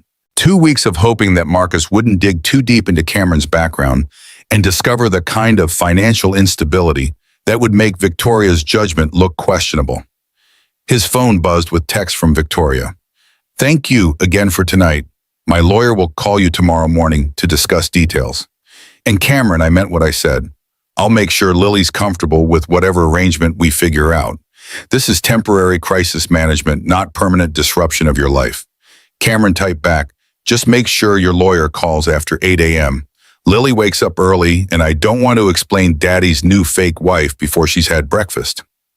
Victoria's response came immediately. "Noted. And for what it's worth, you're good at this. The husband performance, I mean. Very convincing. Years of practice pretending I'm holding it together.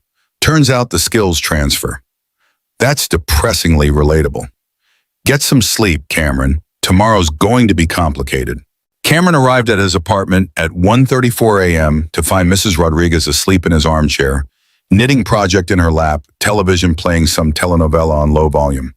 He woke her gently, apologized for keeping her so late, tried to pay her $50 from the night's earnings. She waved away the money with expression that suggested he'd insulted her by offering, "Mijo, you don't pay family. Lily's fine. She went to bed at 8, no nightmares tonight. Now go sleep before you collapse." "Mrs. Rodriguez, I need to tell you something." She studied his face with sharp eyes that missed nothing. "You look like someone who just made a decision that's either brilliant or catastrophic and won't know which for several days." "What did you do?" "I agreed to help someone who needed help, but it's complicated, and it's going to involve some changes to my schedule for the next few weeks." "Changes like what?" "Changes like I might need you to watch Lily more often. Changes like there might be people asking questions about me and my life. Changes like..."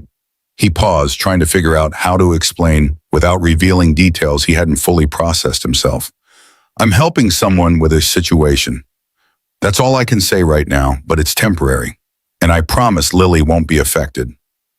Mrs. Rodriguez stood, gathering her knitting expression, shifting from curious to concerned. "Cameron, you're a good man. Too good sometimes. Just make sure this person you're helping isn't taking advantage of that goodness." "She's not. At least I don't think she is. She's desperate, and I was available, and sometimes that's how life works. Sometimes desperation makes people do things they regret. Just be careful, mijo." She left, and Cameron stood in his quiet apartment, feeling the weight of what he'd agreed to settling onto shoulders that were already carrying too much. He checked on Lily, found her sleeping peacefully, clutching her elephant, blonde hair spread across pillow, small face peaceful in ways that suggested she hadn't registered her father's absence. Cameron stood in Lily's doorway, watching her breathe, and for the first time in 3 years, he felt something that wasn't just exhaustion and grief and the grinding pressure of survival. He felt purpose, not the purpose that came from working 3 jobs and keeping Lily fed and housed, but the purpose that came from helping someone who needed help, from using the skills he'd developed during years of emergency response to make a difference for someone who was drowning. It probably was insane. It probably would end badly, but Cameron had stopped believing in good endings 3 years ago when Rachel died, and if he was going to make catastrophic decisions, at least this one involved helping someone instead of just surviving another day. He went to bed at 2:16 a.m. with his phone on the nightstand showing 17 unread texts from Victoria's lawyer, introducing himself and requesting meeting to discuss legal strategy for their fake marriage. Cameron ignored them all and fell asleep thinking about the way Victoria had looked when she'd said together, like maybe she'd been alone fighting battles for so long that having ally, even temporary, even fake, meant more than she could articulate. Tomorrow would be complicated, but tonight Cameron had helped someone who needed help, and that had to count for something, even if everything else that followed turned out to be disaster. Cameron woke to 17 missed calls and his phone vibrating with notifications that had been accumulating since 6:23 a.m. The alarm clock showed 7:04, which meant he had overslept by an hour and 21 minutes, which meant Lily was probably awake and wondering where breakfast was, which meant Mrs. Rodriguez had probably let herself in using the spare key and was currently managing a morning routine that should have been Cameron's responsibility. He grabbed his phone and scrolled through the notification avalanche. Text from Kevin at the Regency Crown asking if Cameron had seen the news. 3 voicemails from numbers he didn't recognize. Email from Victoria's lawyer with subject line, "Urgent Media Response Strategy." and a news alert from Chicago Tribune with headline that made Cameron's stomach drop into his feet. Sterling Capital CEO's mystery husband revealed at charity gala. Below the headline was a photograph taken from last night. Cameron in his maintenance uniform, Victoria in her $4,000 dress the moment right after she kissed him in front of 200 witnesses. The image captured Victoria's hand on his collar, his expression of complete confusion, and the background crowd frozen in various states of shock. The article was speculation disguised as journalism, filled with phrases like unconfirmed reports and sources close to Sterling Capital, and questions remain about the timeline. But the core narrative was clear. Victoria Sterling had apparently been secretly married for over a year to a man nobody in Chicago's business community had ever heard of, and the revelation had happened at last night's Christmas gala in front of investors who were currently evaluating a $2 billion partnership. Cameron's phone rang. Unknown number, Chicago area code. He answered before thinking better of it. Victoria's voice came through tight with controlled panic. Have you seen it? Just woke up to 17 alerts. So yes.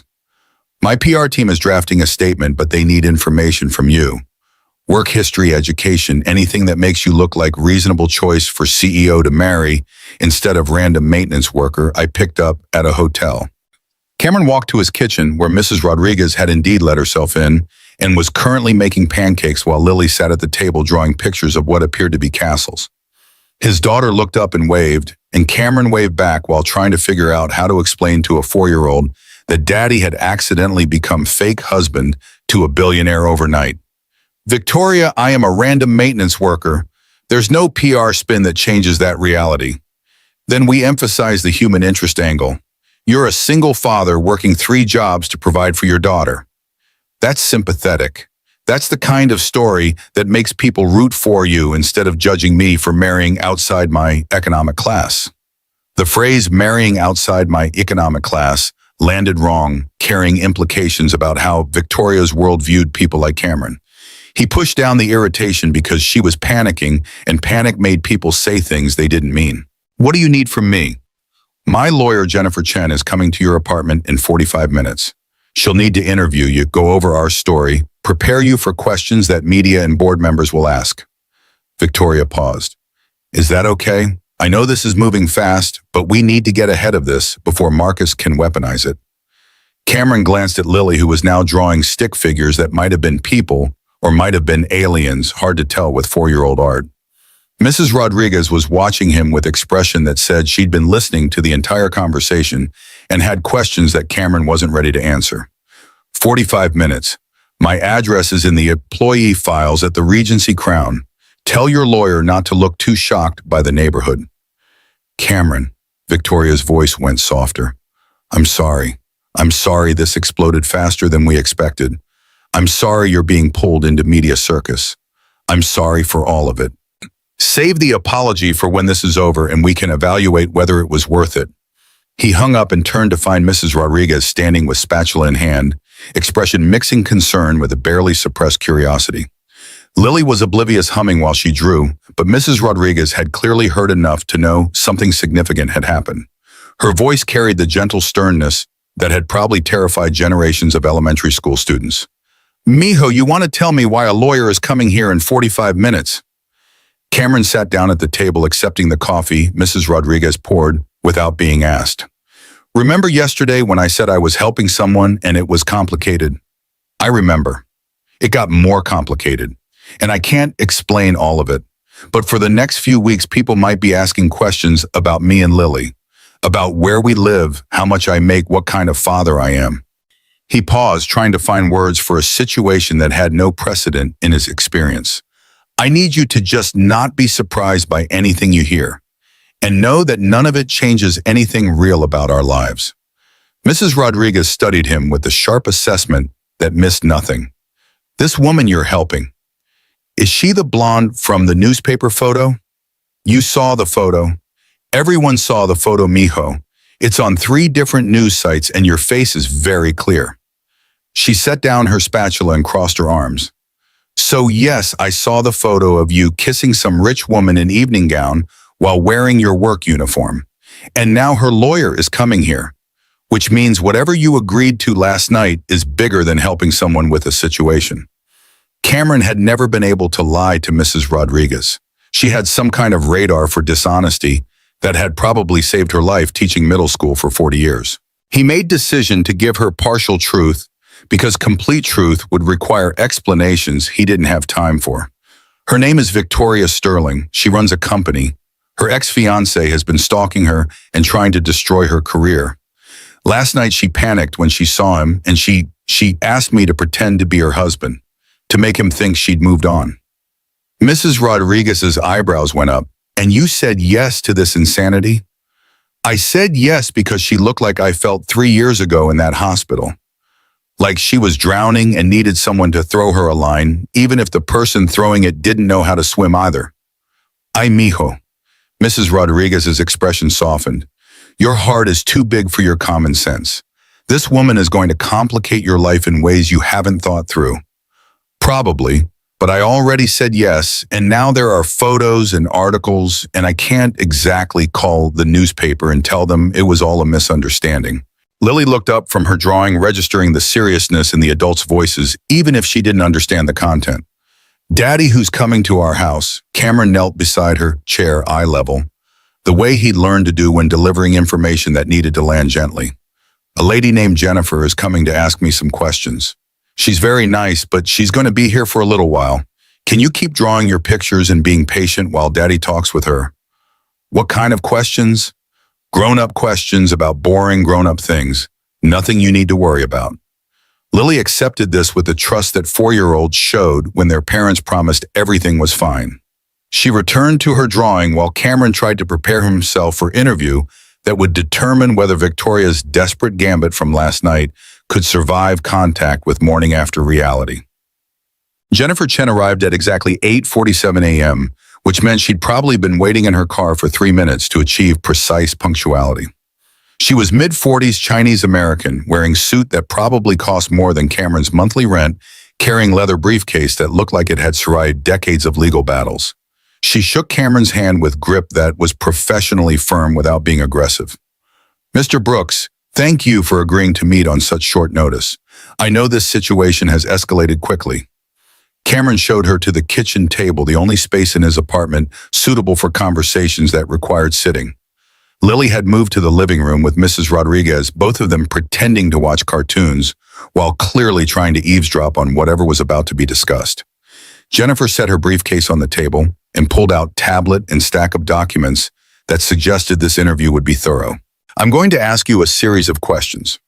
Some will feel invasive. All of them are necessary because if we're going to construct a believable narrative, I need to know the truth first so I can figure out what parts we emphasize and what parts we contextualize.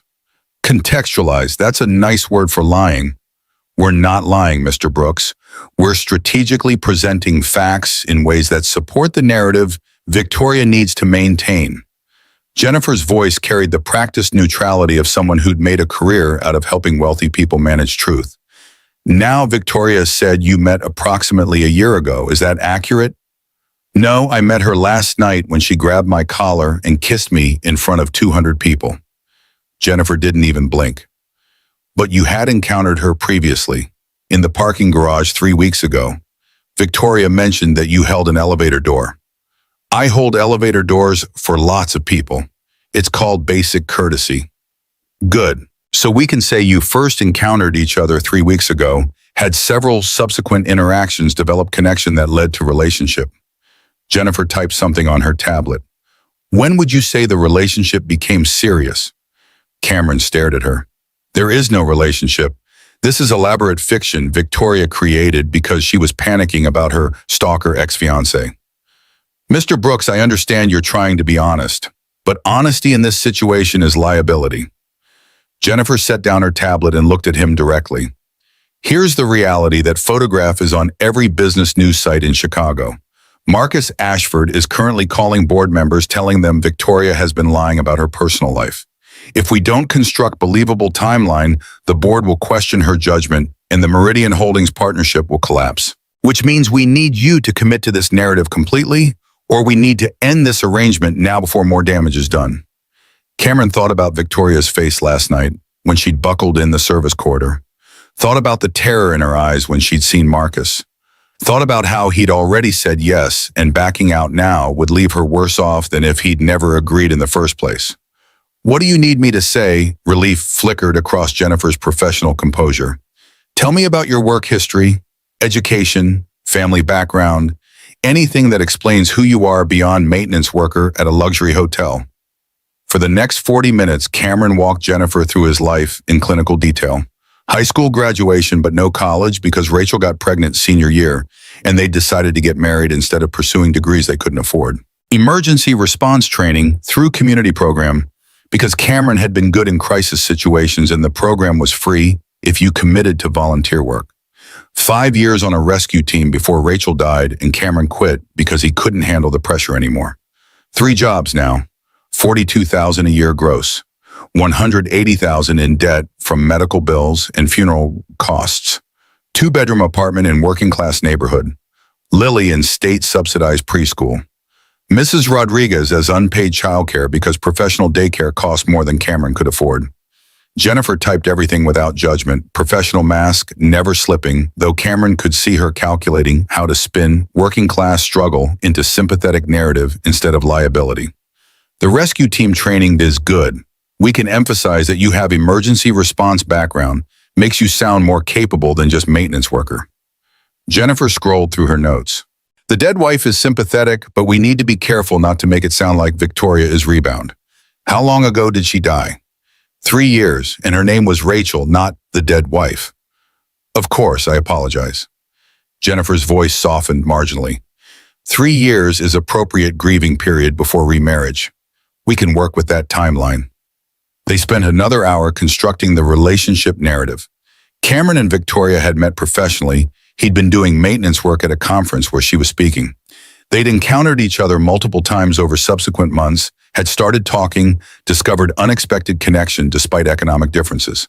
Relationship developed slowly, carefully, neither of them rushing into anything given Cameron's loss and Victoria's complicated professional situation. They'd gotten married at courthouse 11 months ago. Small ceremony, just immediate family because Victoria wanted to keep it private after the disaster with Marcus. Cameron had been supportive of her career, understanding that being CEO of major company required discretion about personal life. They'd maintained separate residences initially because Lily needed stability and Victoria traveled frequently, but they spent time together when schedules allowed. It was believable because it hid enough truth to avoid being completely fabricated. And it was flexible enough that they could adjust details as needed when inevitable questions arose.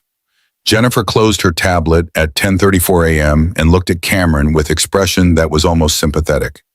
"You're very good at this. Most people struggle to maintain consistent narrative under pressure, but you answered every question without hesitation. I spent 3 years learning to lie about being okay when I wasn't. Turns out the skills transfer."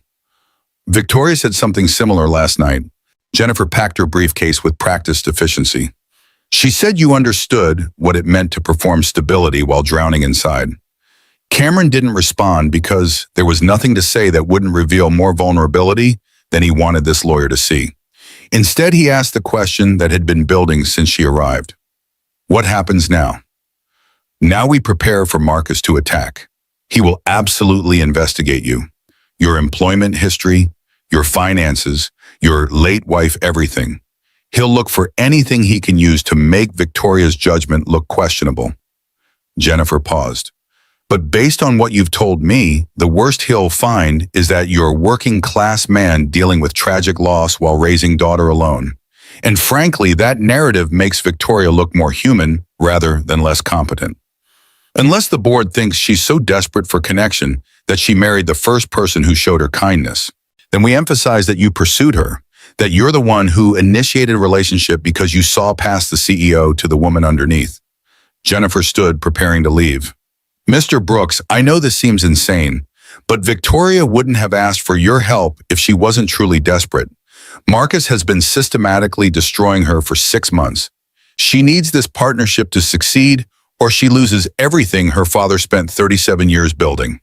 After Jennifer left, Cameron sat at his kitchen table, staring at the documents she'd left behind, bullet points of their fake relationship timeline, of significant moments that never happened. Photograph of him and Victoria from last night with caption that read, "Love finds a way, Sterling CEO's surprise marriage." Mrs. Rodriguez appeared with coffee that Cameron hadn't asked for but desperately needed. She sat down across from him.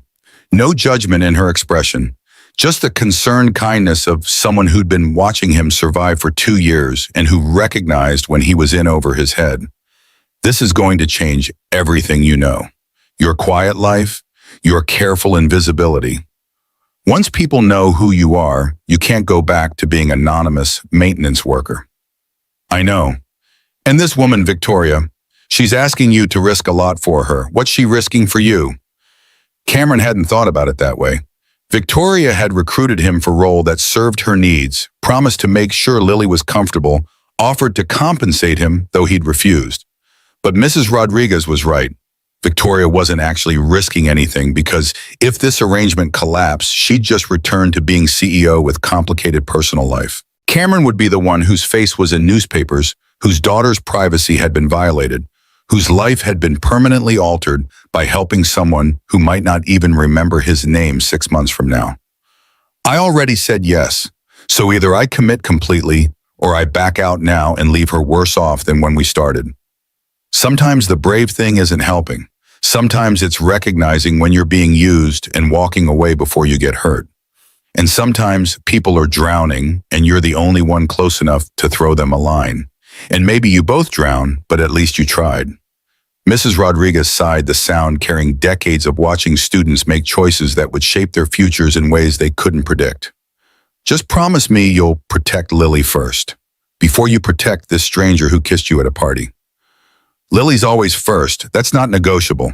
But even as Cameron said it, he wondered how he'd protect Lily from media attention that was already spinning their lives into narrative neither of them controlled. The photograph from last night showed Cameron's face clearly. Any competent journalist could find his address, his employment records, his daughter's preschool. Privacy was already gone. The only question was whether what they gained from this arrangement would be worth what they lost. The media explosion accelerated through the weekend. By Saturday morning, Cameron's story had spread beyond Chicago business publications into national news sites that loved narratives about class-crossing romance. The headlines got progressively more absurd. Cinderella story in reverse, billionaire, CEO marries maintenance worker. Love knows no tax bracket, Sterling Capital's secret wedding. From service elevator to boardroom. How one man won Chicago's ice queen. Cameron's phone filled with requests for interviews. Good Morning America wanted them on Monday. People magazine offered 5 figures for exclusive wedding photos that didn't exist. TMZ camped outside his apartment building until building security threatened to call police. Victoria called Saturday afternoon, voice tight with stress that was trying to sound like control. Pack a bag. You and Lily are moving into my place until this dies down. We're not moving anywhere. This is temporary crisis management, remember?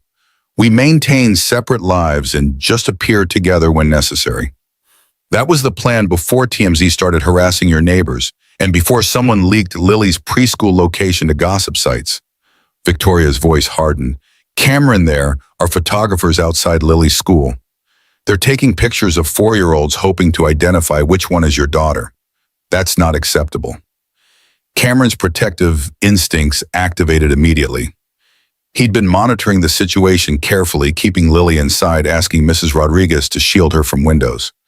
But he hadn't considered that reporters would target the preschool directly. How did they find her school? Public records. Enrollment information that's technically protected, but which anyone with moderate research skills can access if they know where to look. Victoria paused. My building has security, controlled access, underground parking. Lily will be safer here than at your apartment, where any reporter with $20 can bribe the front desk clerk.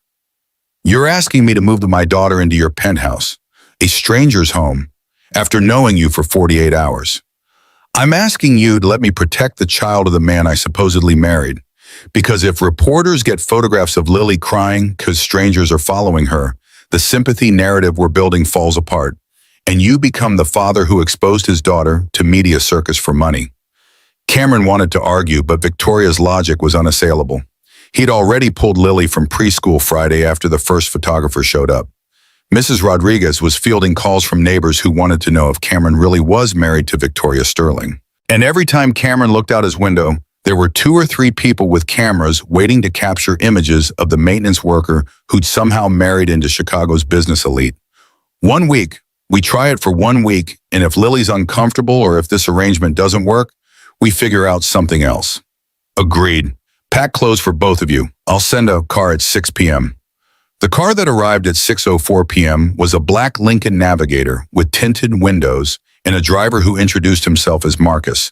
Not that Marcus, a different one who'd been driving for Sterling Capital executives for 15 years. He loaded their bags with professional efficiency, his expression carefully neutral about the fact that he was transporting maintenance worker and 4-year-old to his employer's penthouse. Lily was fascinated by the car chattering about the leather seats and the bottled water and the television screen embedded in the seatback. Cameron watched his daughter's excitement and felt a complicated mix of pride and anxiety. This kind of luxury was a temporary gift that would make returning to their normal life even harder when this arrangement ended. Victoria's building occupied the top 15 floors of a tower overlooking Lake Michigan, the kind of address that appeared in magazines about architectural achievement and urban luxury. The lobby was marble and glass and abstract art installations that probably cost more than Cameron's car. The elevator required keycard access and played jazz music that Cameron assumed was meant to be sophisticated. Victoria's penthouse was floor 41, entire floor that made Cameron's 2-bedroom apartment feel like closet. Floor-to-ceiling windows offering views of the city and lake, open floor plan with kitchen that featured appliances Cameron didn't recognize, furniture that looked uncomfortable and expensive simultaneously. Victoria met them at the elevator wearing jeans and sweater that probably cost what Cameron earned in a week, but which made her look younger and more approachable than the CEO he'd met at the gala. She tied her hair back, no makeup face showing exhaustion that professional styling had hidden 2 nights ago. She knelt down immediately when she saw Lily, eye-level, voice gentle. "Hi, you must be Lily. I'm Victoria." Lily ducked behind Cameron's legs, suddenly shy in ways she sometimes was with strangers. Cameron rested his hand on her shoulder, reassuring presence. "It's okay, Lilybug. Victoria's a friend who's letting us stay here for a little while. Why can't we stay at our home?" The question was reasonable, and Cameron didn't have age-appropriate answer. "How did you explain to a 4-year-old that reporters were stalking you because Daddy had agreed to pretend to be someone's husband? How did you frame media harassment in ways that didn't terrify a child who was already anxious about people leaving?" Unexpectedly, Victoria spoke before Cameron could formulate response. "Because our home has better toys. And also because I have a very big bathtub with jets that make bubbles, and I thought maybe you'd like to try it." Lily's eyes went wide. "Bubbles? So many bubbles. Also, I have a room that I thought could be yours while you're staying here. Would you like to see it?" Lily looked up at Cameron for permission. He nodded and watched his daughter take Victoria's hand with tentative trust that made his chest ache. They'd practiced stranger danger extensively, but somehow Victoria had bypassed Lily's usual caution with simple kindness and promise of bubble baths. Victoria led them down the hallway to a room that had been transformed in the 48 hours since Cameron had agreed to this arrangement. The walls were painted soft purple, Lily's favorite color, which Victoria had somehow known. There was a bed sized for children's dresser, with drawers already labeled Lily's clothes, bookshelf filled with picture books, and a toy chest that was currently empty, but which Victoria was clearly expecting to fill. "I wasn't sure what toys you liked, so I thought we could go shopping tomorrow and you could pick." Victoria's voice carried genuine nervousness, like she was worried Lily wouldn't approve. "But for tonight, I thought maybe we could read some books before bed, if that's okay with your dad." Lily was already pulling books from the shelf, examining covers with the careful attention she gave to important decisions. Cameron stood in the doorway feeling overwhelmed by how much effort Victoria had invested in making his daughter comfortable in space that was temporary fiction they were constructing together. Victoria appeared beside him, voice low enough that Lily couldn't hear. "Too much. It's perfect," which somehow makes this whole situation more complicated. "Welcome to my life for the past 6 months. Everything Marcus does is perfect on surface while being manipulative underneath. I'm just trying to be actually perfect instead of performatively perfect." Cameron turned to look at her properly, seeing exhaustion she was fighting through pharmaceutical-grade coffee and determination. When was the last time you slept? Properly about 6 months ago before Marcus started his campaign. Victoria managed tired smile. But I'll sleep when the Meridian contracts are signed and my company is secure. Until then, I function. That's not sustainable. Neither is working 3 jobs to survive, but here we both are functioning despite sustainability concerns. She had a point. They stood in the doorway watching Lily arrange books in order of preference, and Cameron realized that whatever had started as desperate deception 2 nights ago was already becoming something more complicated than either of them had intended. Living with Victoria Sterling turned out to be exercise in contradictions that Cameron couldn't quite reconcile. The penthouse was Museum of Wealth original artwork on walls, furniture arranged by professionals who understood negative space kitchen with appliances that probably required engineering degrees to operate. But Victoria herself moved through these spaces like someone who'd forgotten to feel at home, eating takeout at the counter, because the formal dining room felt too empty, working from the couch because her home office reminded her of meetings she'd rather avoid. Lily adapted faster than Cameron expected. 4-year-old resilience making luxury feel normal within days. She loved the bathtub with jets the view of the lake from her purple bedroom, the way Victoria would sit on the floor and build block towers without checking her phone every 30 seconds. On their 3rd night, Lily asked the question Cameron had been dreading. Is Miss Victoria going to be my new mommy?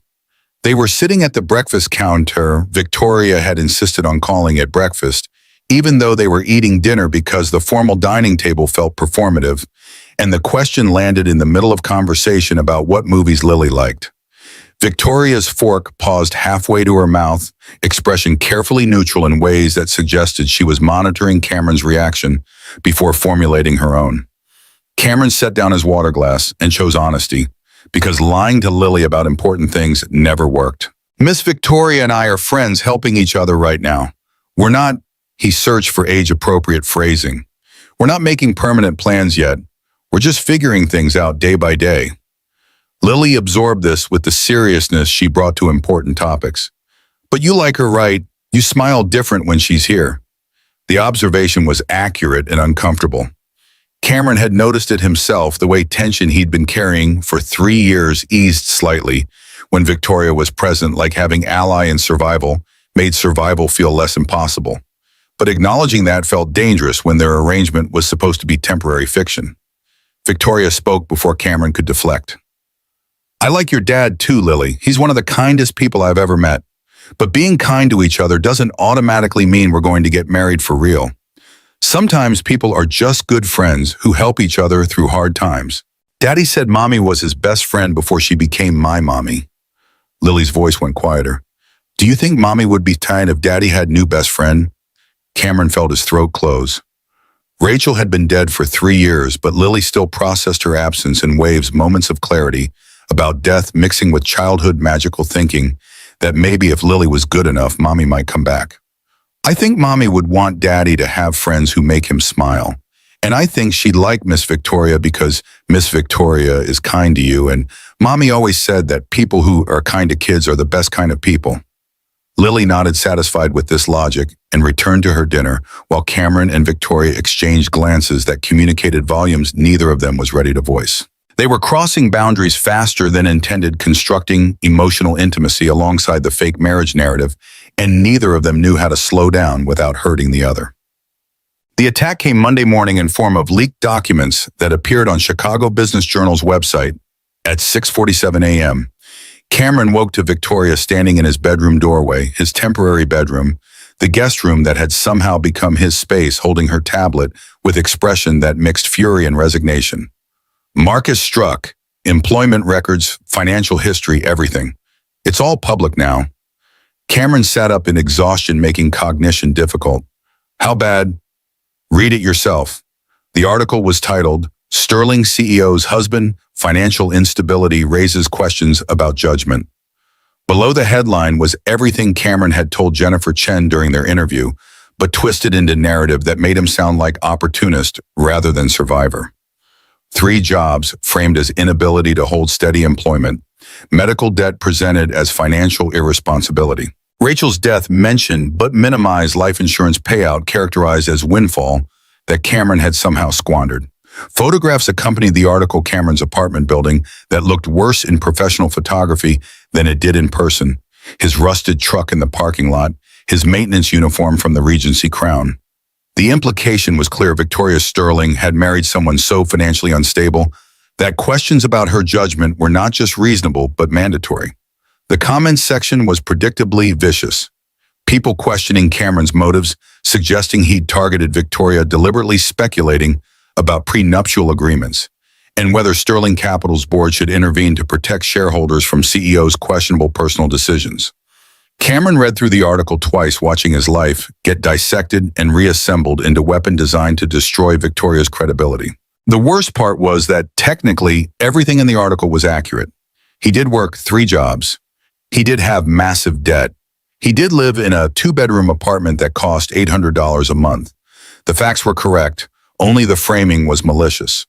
Victoria was pacing, energy contained but barely. Jennifer's drafting a response, but she says anything we say will just draw more attention. Marcus is betting that the best strategy is letting this narrative solidify before we can counter it. So what do? We fight back. You give an interview, tell your side of the story before Marcus can define it for you. Cameron thought about what Jennifer had said, that the worst Marcus would find was working-class struggle and tragic loss.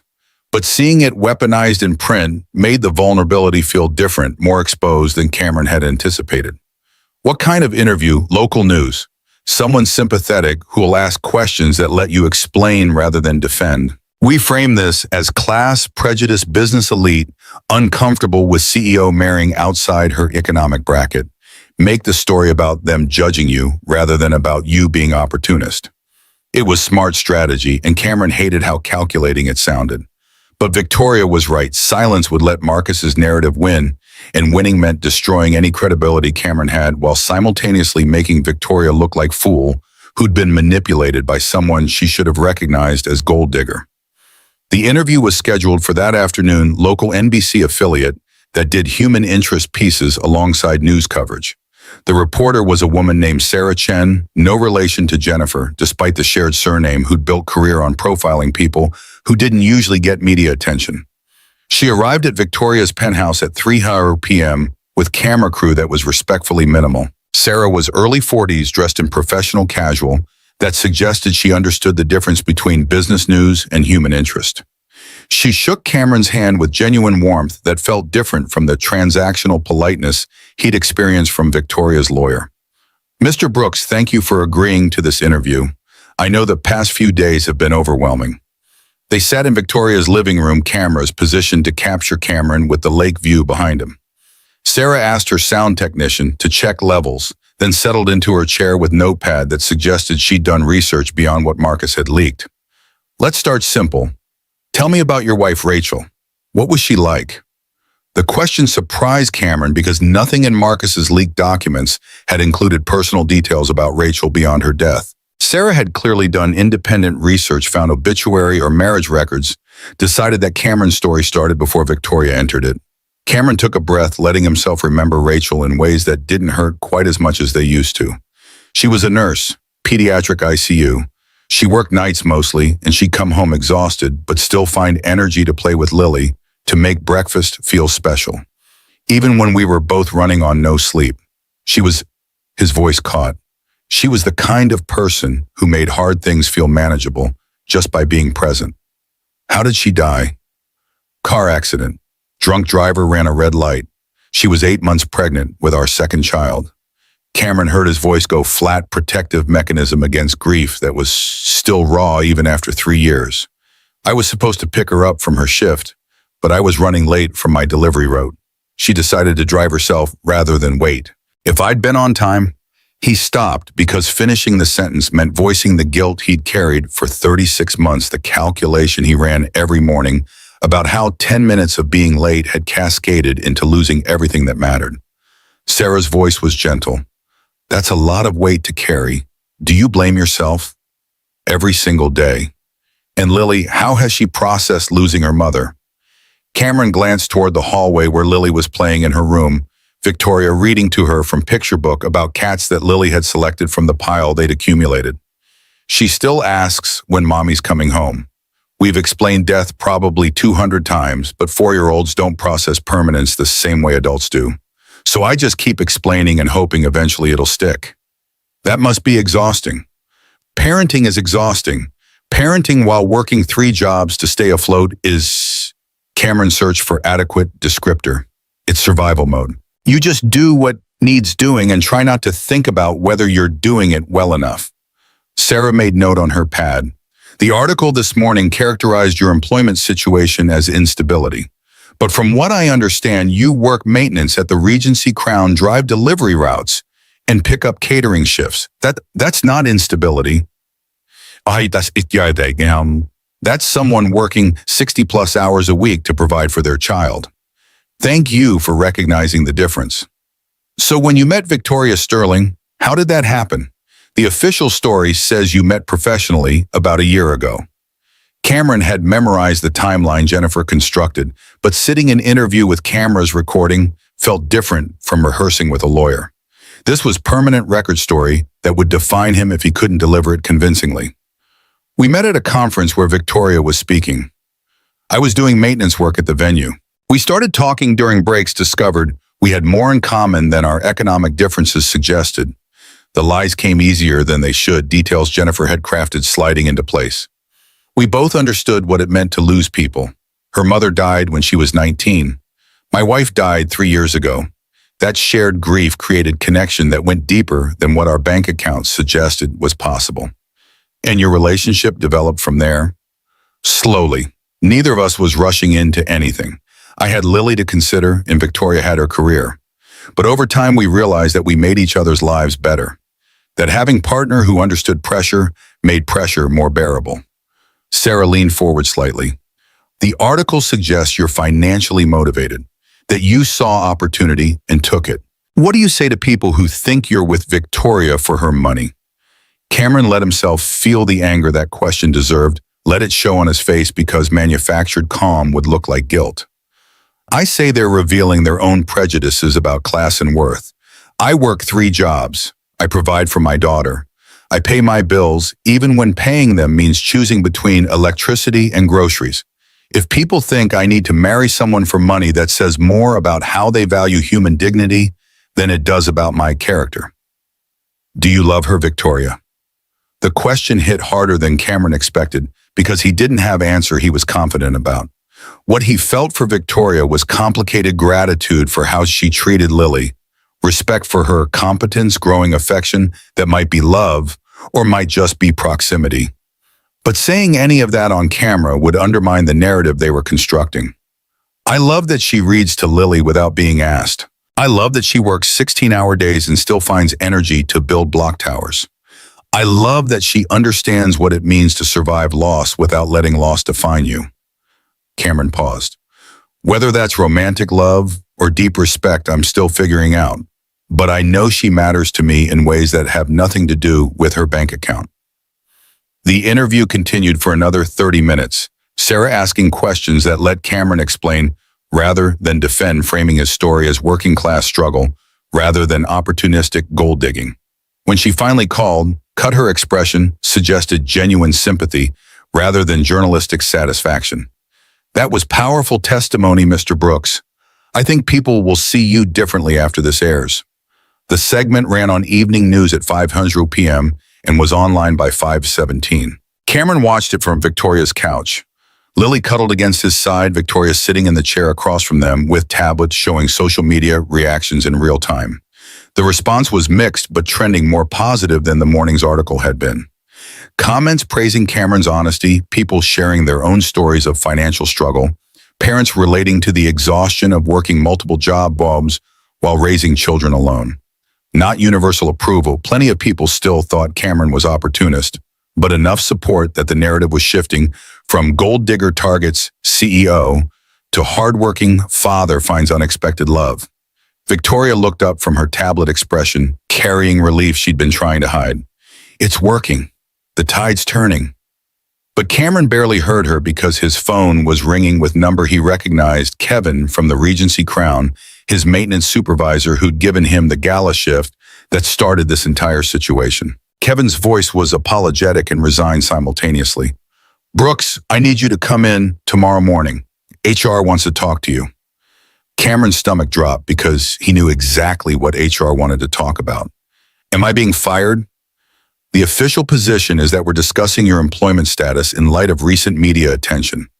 The unofficial position is that management is uncomfortable with maintenance worker who's now married to Sterling Capital's CEO doing repairs in hotel where Sterling executives hold business dinners. So yes, I'm being fired. I'm sorry, Cameron. You're good at your job, and I'd keep you if it were up to me. But this is coming from above my pay grade. Cameron ended the call and sat staring at his phone while his primary income source evaporated. $18 an hour, 40 hours a week, roughly $3,000 monthly before taxes. Gone because helping Victoria had made him too visible to remain anonymous maintenance worker. Victoria was watching him with expression that mixed guilt and calculation. What happened? I'm losing my job at the hotel. Apparently being married to you makes me too complicated to employ in service position. I'll make calls. I can pressure them to... No. Cameron's voice was sharper than intended. You've done enough. I agreed to help you knowing there'd be consequences. This is just consequences arriving faster than expected. Cameron, you're losing income because you helped me. Let me fix this. By calling my boss and using your wealth and power to force them to keep employing me, that'll really convince people I'm with you for reasons other than money. Victoria fell silent because she recognized he was right, even if she didn't like it. They sat in uncomfortable quiet while Lily played with blocks, oblivious to adult problems that would eventually affect her through mechanisms she wouldn't understand until she was older. The Sterling Capital Board meeting was scheduled for a Thursday morning emergency session called because 3 board members had formally requested discussion of Victoria's recent marriage and its implications for company leadership.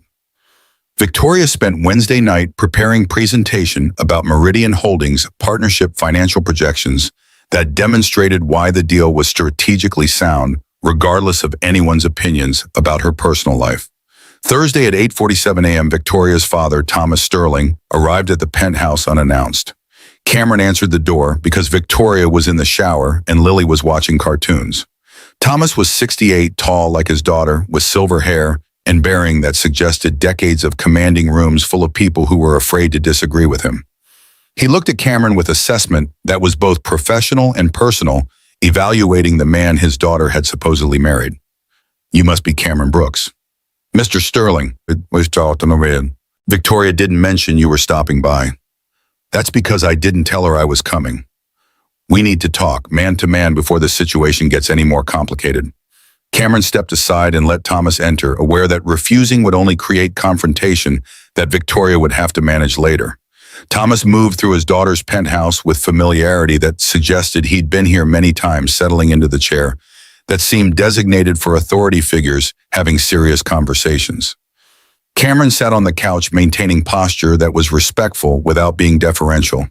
Thomas studied him with intensity that felt like being X-rayed, looking for weaknesses or lies or whatever markers wealthy fathers use to evaluate men who'd married their daughters. I'm going to be direct because I don't believe in wasting time on diplomatic phrasing. Did you marry my daughter for her money? No, sir. I married your daughter because she needed help, and I was in position to provide it. The statement was technically accurate given their fake marriage, but Cameron knew Thomas would interpret it as romantic narrative rather than transactional arrangement. But you are aware that she's extraordinarily wealthy, that marrying her provides you with financial security you've never had working maintenance jobs. I'm aware that Victoria has resources I don't have, but I'm also aware that asking someone to value me based on my character while simultaneously benefiting from their wealth would make me hypocrite. So I haven't touched a penny of her money and I don't intend to. Thomas's expression shifted slightly, reassessing. Victoria said you refused payment for helping her, that you're living here but maintaining your own expenses. Is that accurate? Yes, sir. Why, most people in your situation would take what they could get. Cameron thought about how to answer honestly without revealing their arrangement was fake. Because if I take her money, everyone who thinks I'm opportunist gets to be right. And I'd rather struggle financially than prove that the people judging me were correct all along. Thomas stood and walked to the windows, looking out at the lake view that probably reminded him of building his empire from nothing. When he turned back, his expression was less hostile, but no less serious.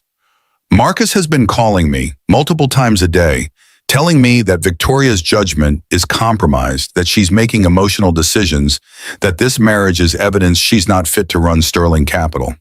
He paused. What do you say to that? I say Marcus is man who tried to take over your daughter's company after you chose her instead of him. And I say that his opinion about Victoria's judgment is less about her actual competence and more about him not being able to accept that she's better at running Sterling Capital than he ever was. Strong words from maintenance worker talking about venture capitalist I trained for 15 years. Respectfully, sir, I don't care what Marcus's credentials are. I care that he's been stalking your daughter for 6 months trying to destroy her career because she refused to marry him. That's not business strategy. That's abuse disguised as concern. Thomas's jaw tightened. Are you calling me blind for not seeing it? I'm saying that sometimes people closest to situations can't see what's obvious to outsiders. You trained Marcus. You groomed him to marry Victoria and help run your company. It must be hard to accept that the person you invested 15 years developing turned out to be someone who'd weaponized that trust. They stood in silence for a moment, Thomas processing Cameron's words with expression that suggested he wasn't used to being challenged by people without business degrees and stock portfolios. Finally, Thomas spoke, voice carrying less hostility than when he'd arrived. Victoria says you're good with Lily, that you're patient father. I try to be. Rachel was better at it than I am, but I'm learning. My wife died when Victoria was 19. Cancer that we fought for 2 years before accepting we were going to lose. Thomas's voice went quieter. I wasn't good at being both parents afterward, focused on business instead of helping Victoria process her grief. When she told me she was engaged to Marcus, I encouraged it because I thought she needed partner to share burden of running Sterling Capital. He turned to face Cameron directly. But maybe what she actually needed was someone who understood what it meant to lose person who defined your world and still have to keep functioning for people who depend on you. The vulnerability in Thomas's voice was unexpected crack in the authoritative facade revealing man who'd made mistakes he couldn't fix. Cameron didn't know how to respond, except with equal honesty. I don't know if I'm that person for Victoria. We're still figuring out what we are to each other. But I know that when she needed help, I was there, and I'll keep being there for as long as she needs me. Thomas studied Cameron for a long moment, then nodded with something that might have been approval. The board meeting is this morning. I'm going to recommend approval of the Meridian Partnership, and I'm going to tell the members who've been questioning Victoria's judgment that her personal life is none of their concern as long as Sterling Capital continues performing at current levels. Thank you, sir. Don't thank me. I'm not doing this for you. I'm doing it because Victoria's my daughter, and I should have been protecting her from Marcus instead of questioning her decisions. Thomas moved toward the door, then paused. But Cameron, if you hurt her, if you're playing some long game I can't see, I will use every resource I have to destroy you. Am I clear? Crystal clear, sir. After Thomas left, Cameron found Victoria standing in the hallway dressed for the board meeting in suit that probably cost what Cameron used to earn in a month. She'd clearly heard the entire conversation, had been waiting to see if Cameron would defend her to her father without her present. You didn't have to do that. Stand up to him. Yes, I did. Someone needed to tell him that Marcus's problem, not you. Victoria crossed the space between them and pulled Cameron into a hug that was tight enough to communicate emotions she wasn't voicing. He held her, aware that they were blurring lines between fake and real, faster than was probably safe. When she pulled back, her eyes were bright with tears she was fighting. Thank you for everything, for lying to my father just now to protect our story, for defending me when you barely know me, for... I wasn't lying to your father. Everything I said about defending you from Marcus was true. The marriage might be fake, but my belief that you deserve better than what he's doing to you is real. Victoria stared at him like he'd said something profound instead of obvious.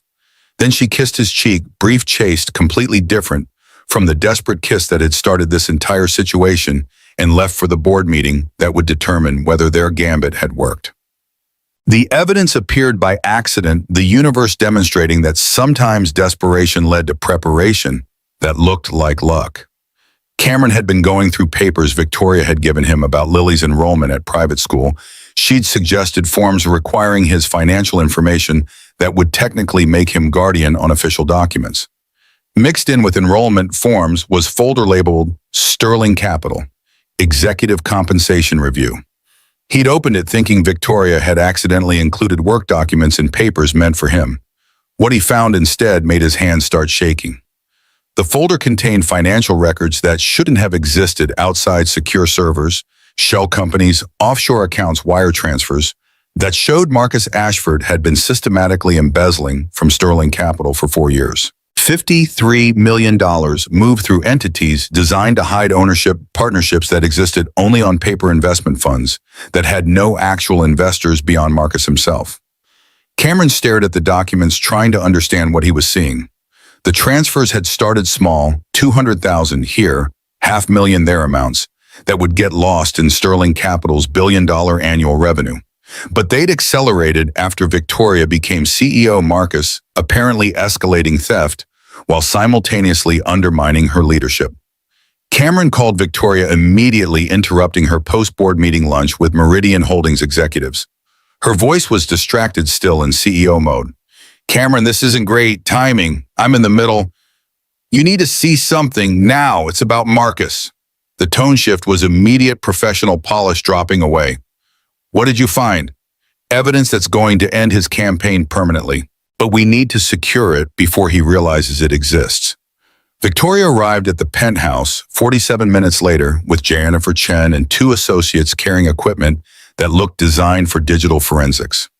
They spent 3 hours photographing documents, verifying authenticity through cross-referencing with public records, constructing legal case that would survive challenges from expensive defense lawyers. Jennifer's expression was grim satisfaction. "This is federal embezzlement. If these documents are authentic, Marcus is facing decades in prison. But we need to verify everything before going public, because if we're wrong, he'll sue for defamation and win." "They're real." Victoria's voice was hollow. "I recognize some of these accounts. Marcus used to handle executive compensation reviews before I became CEO. He had access to shell companies we use for legitimate tax optimization. He weaponized that access." By Friday evening, they'd verified enough documentation to approach federal prosecutors. Jennifer had contacts at the U.S. Attorney's Office who specialized in financial crimes. Saturday morning, 3 FBI agents arrived at the penthouse to interview Victoria about Marcus's access to Sterling Capital's financial systems. Sunday morning, Marcus showed up. He bypassed building security, somehow made it to the 41st floor, started pounding on Victoria's door at 8:23 a.m. while Cameron was making breakfast and Victoria was reading to Lily in the living room. His voice carried through the door, rage barely controlled beneath volume that suggested he'd been drinking or was having breakdown, or both. "I know you have them. Whatever documents you think you found, they're fake. You're trying to frame me because you can't handle that. I've been beating you legitimately." Victoria stood frozen, face draining of color. Lily looked up from her book with expression that showed she'd registered the adult fear, even if she didn't understand its cause. Cameron moved toward the door, pulling out his phone. Started recording before opening it because every instinct from emergency response training said document everything when situations escalated. Marcus was disheveled, suit, wrinkled hair, uncombed eyes carrying manic energy that suggested someone who'd lost control of narrative he thought he'd been managing. He saw Cameron and his rage redirected. "This is your fault. You show up and suddenly she finds documents that have been secured for 4 years. You planted them. You're working with her to destroy me." Cameron kept his phone recording voice calm in ways that only enraged Marcus further. "No one planted anything, and you need to leave before building security arrives. I will take everything from you." Marcus's voice dropped to something colder than shouting threat, delivered with precision that suggested he'd been planning this. "Your jobs, your custody, your pathetic excuse for life. I will make sure everyone knows you're using your daughter to manipulate Victoria. That you're exploiting your dead wife to gain sympathy. That you're—" He stopped himself, but not fast enough. Cameron's expression must have shown something dangerous, because Marcus backpedaled, recognizing line he'd just crossed. "I will destroy that little girl." Marcus's voice rose again, control slipping. I will make sure Child Protective Services investigates every aspect of your parenting. I will. Say that again. Cameron's voice was deadly quiet, still recording. About my daughter. Marcus seemed to realize his mistake the way rage had made him vocalize threats he'd meant to implement quietly. But the words were already recorded, Cameron's phone capturing every syllable of Marcus threatening 4-year-old child. Building security arrived 2 men who'd been called when Marcus bypassed front desk. They escorted him out while he continued shouting about fake evidence and conspiracies, voice echoing in the hallway even after the elevator doors closed. Cameron locked the apartment door and turned to find Victoria standing in the living room with Lily pressed against her side. His daughter was crying quietly, scared by shouting she didn't understand, and Victoria was stroking her hair with movements that suggested she'd been comforting crying children despite never having had any. Daddy, who was that man? Lily's voice was small. Why was he so mad? Cameron knelt down eye level with his daughter. That was someone who made bad choices and is upset about consequences. But he's gone now. Security won't let him come back. You're safe. He said mean things about you. Yes, he did. But mean things don't change truth. I'm still your dad, and Miss Victoria is still helping us, and that man doesn't get to change anything real just because he's angry. Lily nodded but clung tighter to Victoria, clearly shaken by adult rage she'd witnessed. Cameron looked up at Victoria over his daughter's head and saw her expression, something that mixed protective fury with dawning realization that Marcus had just handed them a weapon that would end his campaign permanently. I have it recorded, every threat, including the one about Lily. Victoria's voice was steady. Send it to Jennifer immediately and send copy to my father and to every board member who questioned my judgment about Marcus. The recording went viral within hours because Jennifer strategically leaked it to media outlets that had been covering Victoria's marriage. Audio of Marcus threatening 4-year-old child while making explicit threats about destroying Cameron's life played on every news station in Chicago by Monday morning. The narrative shifted instantly and completely. Marcus Ashford was no longer concerned board advisor, questioning CEO's judgment. He was unhinged ex-fiancé, threatening children on camera, while simultaneously embezzling millions from company he'd been trusted to protect. The Sterling Capital Board called emergency meeting Monday afternoon. Thomas Sterling formally recommended Victoria's Meridian Holdings partnership be approved unanimously. Every board member who'd questioned her judgment about Cameron issued formal apologies. Marcus was formally removed from all advisory positions. Federal prosecutors announced Tuesday morning they were charging Marcus with wire fraud, embezzlement, and multiple counts of financial crimes carrying maximum sentences that would keep him incarcerated until he was elderly. Wednesday afternoon, Victoria received confirmation that Meridian Holdings contracts were finalized. $2 billion in committed partnership capital. Sterling Capital stock hit record highs. Business press published think pieces about how Victoria had successfully navigated personal crisis while closing historically significant deal. Thursday morning, Cameron woke up in the guest room of Victoria's penthouse and realized that their agreed-upon 2 weeks had elapsed. The crisis they'd been managing was over. Marcus was facing federal charges. Victoria's position was secure. The Meridian contracts were signed, which meant their arrangement, the fake marriage, the living together, the constructed intimacy was no longer necessary. He found Victoria in her home office, staring at her laptop with expression he couldn't quite read. She looked up when he entered, and something flickered across her face that might have been the same realization he had just had. It's over. Her voice was carefully neutral. Everything we were trying to accomplish. Marcus is done. The partnership is you can go home now. The word home landed wrong because Cameron wasn't sure where home was anymore. The 2-bedroom apartment he'd been living in for 3 years felt distant and small compared to the space they'd been occupying. But this penthouse wasn't his home either. It was temporary refuge that had always had expiration date. Right, back to normal. Whatever normal means at this point. Victoria stood and walked to her windows, looking out at the lake view that Cameron had gotten used to waking up to. Her shoulders were tense in ways that suggested she was fighting some internal battle she wasn't ready to voice. I should thank you for everything, for lying to my board, for defending me to my father, for letting Marcus threaten your daughter so we'd have recording that would destroy him. Her voice cracked slightly. for pretending to be my husband well enough that I started believing it was real. Cameron crossed the office until he was standing beside her, both of them looking out at Chicago, spreading beneath them, like promise of everything they couldn't quite articulate. What if I don't want to go back? Victoria turned to look at him, surprise evident. What if these 2 weeks felt more real than anything in the past 3 years? What if living here with you and watching you read to Lily and building this, whatever this is, what if that matters more than maintaining the fiction that we're just helping each other through temporary crisis? Cameron, you don't want this. You don't want me. I'm complicated and damaged, and my life is never going to be the quiet existence you built for Lily. My life hasn't been quiet since Rachel died. It's been survival. Working 3 jobs and raising a daughter alone and pretending I'm okay when I'm barely functioning. But these 2 weeks, these have been the first 2 weeks in 3 years where I wasn't just surviving, where I actually felt like I might be learning to live again. Victoria's eyes filled with tears. She was fighting. But what happens when the performance ends? When we're not pretending for boards and investors? What if the real version of us doesn't work as well as the fake one?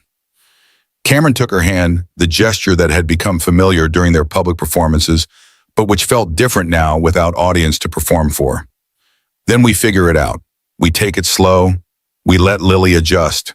We navigate all the complicated reality that comes after fake marriage ends and real relationship starts.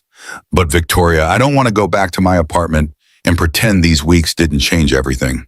She pulled him into embrace that was tight enough to communicate what she couldn't voice: relief and terror and gratitude and all the emotions that complicated people felt when they realized they'd found connection they'd stopped believing was possible. When she finally spoke, her voice was muffled against his shoulder. Lily's going to think I'm crazy. Lily asked me last week if you were going to be her new mom. I think she's already made peace with this being real.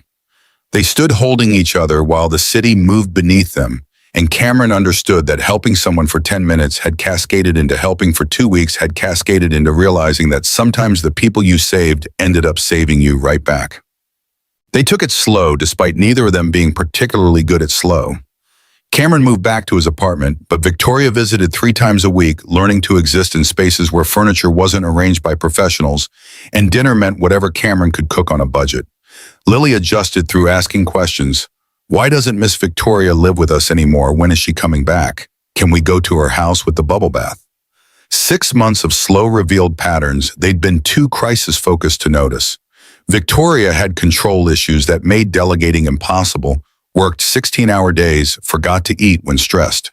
Cameron had hypervigilance from 3 years of survival mode, struggled to accept help, carried guilt about Rachel that therapy was helping, but hadn't resolved. They attended family counseling, not couples therapy because they weren't technically couple yet, but sessions focused on blending their complicated histories into something that might work long-term. Lily had her own therapist, child psychologist, who specialized in helping kids process loss in family transitions. Cameron quit the delivery job but kept maintenance position at a different hotel, enrolled in night classes for engineering certification that Rachel had always encouraged. Victoria cut her hours at Sterling Capital, delegated more to her executive team, started attending Thomas's family dinners, where she'd previously made excuses to avoid. Marcus pleaded guilty to federal charges in exchange for reduced sentence, 15 years minimum. His trial would have destroyed Sterling Capital's reputation, so prosecutors accepted plea that kept details relatively private. Thomas visited him once and, holding a return looking older than his 68 years, never spoke about what they discussed. Victoria proposed on a Sunday afternoon in the park where Lily had been insisting they take her to feed ducks that weren't actually ducks but geese who were aggressive about bread distribution. They were walking back toward Cameron's apartment, Lily holding both their hands in configuration she called building a bridge, when Victoria stopped suddenly. I need to ask you something. You can say no. Most people would probably say no, but I have to ask. Lily looked up with curious expression that suggested she sensed something important was happening. Cameron raised an eyebrow, waiting. Victoria knelt down to Lily's level. First, the gesture she'd learned meant you were having serious conversation with children. Lilybug, I need to ask your dad something important, but I wanted to ask you first if it would be okay with you. Lily's eyes went wide. Are you going to ask if you can be my real mom? Sort of. I'm going to ask your dad if he wants to marry me for real this chimicum, not pretend like we were doing before, actually married, which would mean I'd be in your family permanently, but only if that's okay with you. Lily didn't hesitate. She threw her arms around Victoria with force that nearly knocked her over. Yes, yes, yes, yes, I want you to be my mom forever. Victoria caught Cameron's eye over Lily's shoulder, and he saw vulnerability there that she'd been hiding throughout their months of slow. This wasn't CEO making strategic move. This was woman who'd found family she'd stopped believing existed and who was terrified of being rejected. Cameron pulled them both into an embrace that felt like answering question without words. But Victoria apparently needed actual words because when they separated, she looked at him expectantly. Is that a yes? That's a yes to all of it. The marriage, the family, the complicated, messy, beautiful reality of building life together. Yes, Lily cheered with volume that attracted attention from other park visitors. Victoria laughed through tears, pulled Cameron close, and kissed him with none of the desperation from the gala 2 years ago. This was kiss that tasted like hope instead of panic, future instead of survival.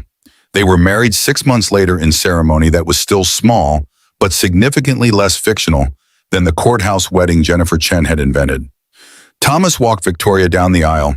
Mrs. Rodriguez stood as Cameron's best friend tissues ready. Lily was flower girl who took her duties very seriously, scattering petals with concentration that made the entire audience laugh. At the reception, Thomas approached Cameron during the dancing expression, carrying something that might have been approval or might have been resignation, that his daughter was happy in ways he hadn't predicted. You kept your promise. You've been there for her. I'll keep being there for as long as she'll have me. My wife used to say that the measure of a man wasn't what he did when success was easy. It was what he did when survival was hard. Thomas paused. You survived and helped her survive simultaneously. That's rare. Cameron didn't know how to respond except with honesty. I'm still figuring out this whole being married to a CEO thing. Pretty sure I'm going to mess it up regularly. Good. Marriage that's too perfect isn't real. Marriage that survives imperfection is worth having. Years later, Cameron would think back to the night Victoria had grabbed his collar in desperate panic and wonder what would have happened if he'd said no. If he'd extracted himself from the situation and returned to his 3 jobs and careful invisibility, he'd probably still be working maintenance, still barely surviving, still teaching Lily that life was struggle to be endured rather than gift to be experienced. Instead, he'd said yes to helping someone for 10 minutes, which had become 2 weeks, which had become lifetime of waking up next to someone who understood that survival was just the first step toward actually living. Lily grew up asking when people needed help, were you supposed to help them? And Cameron would say yes, always yes, because sometimes helping someone changed your life in ways you couldn't predict, but which turned out to be exactly what both of you needed.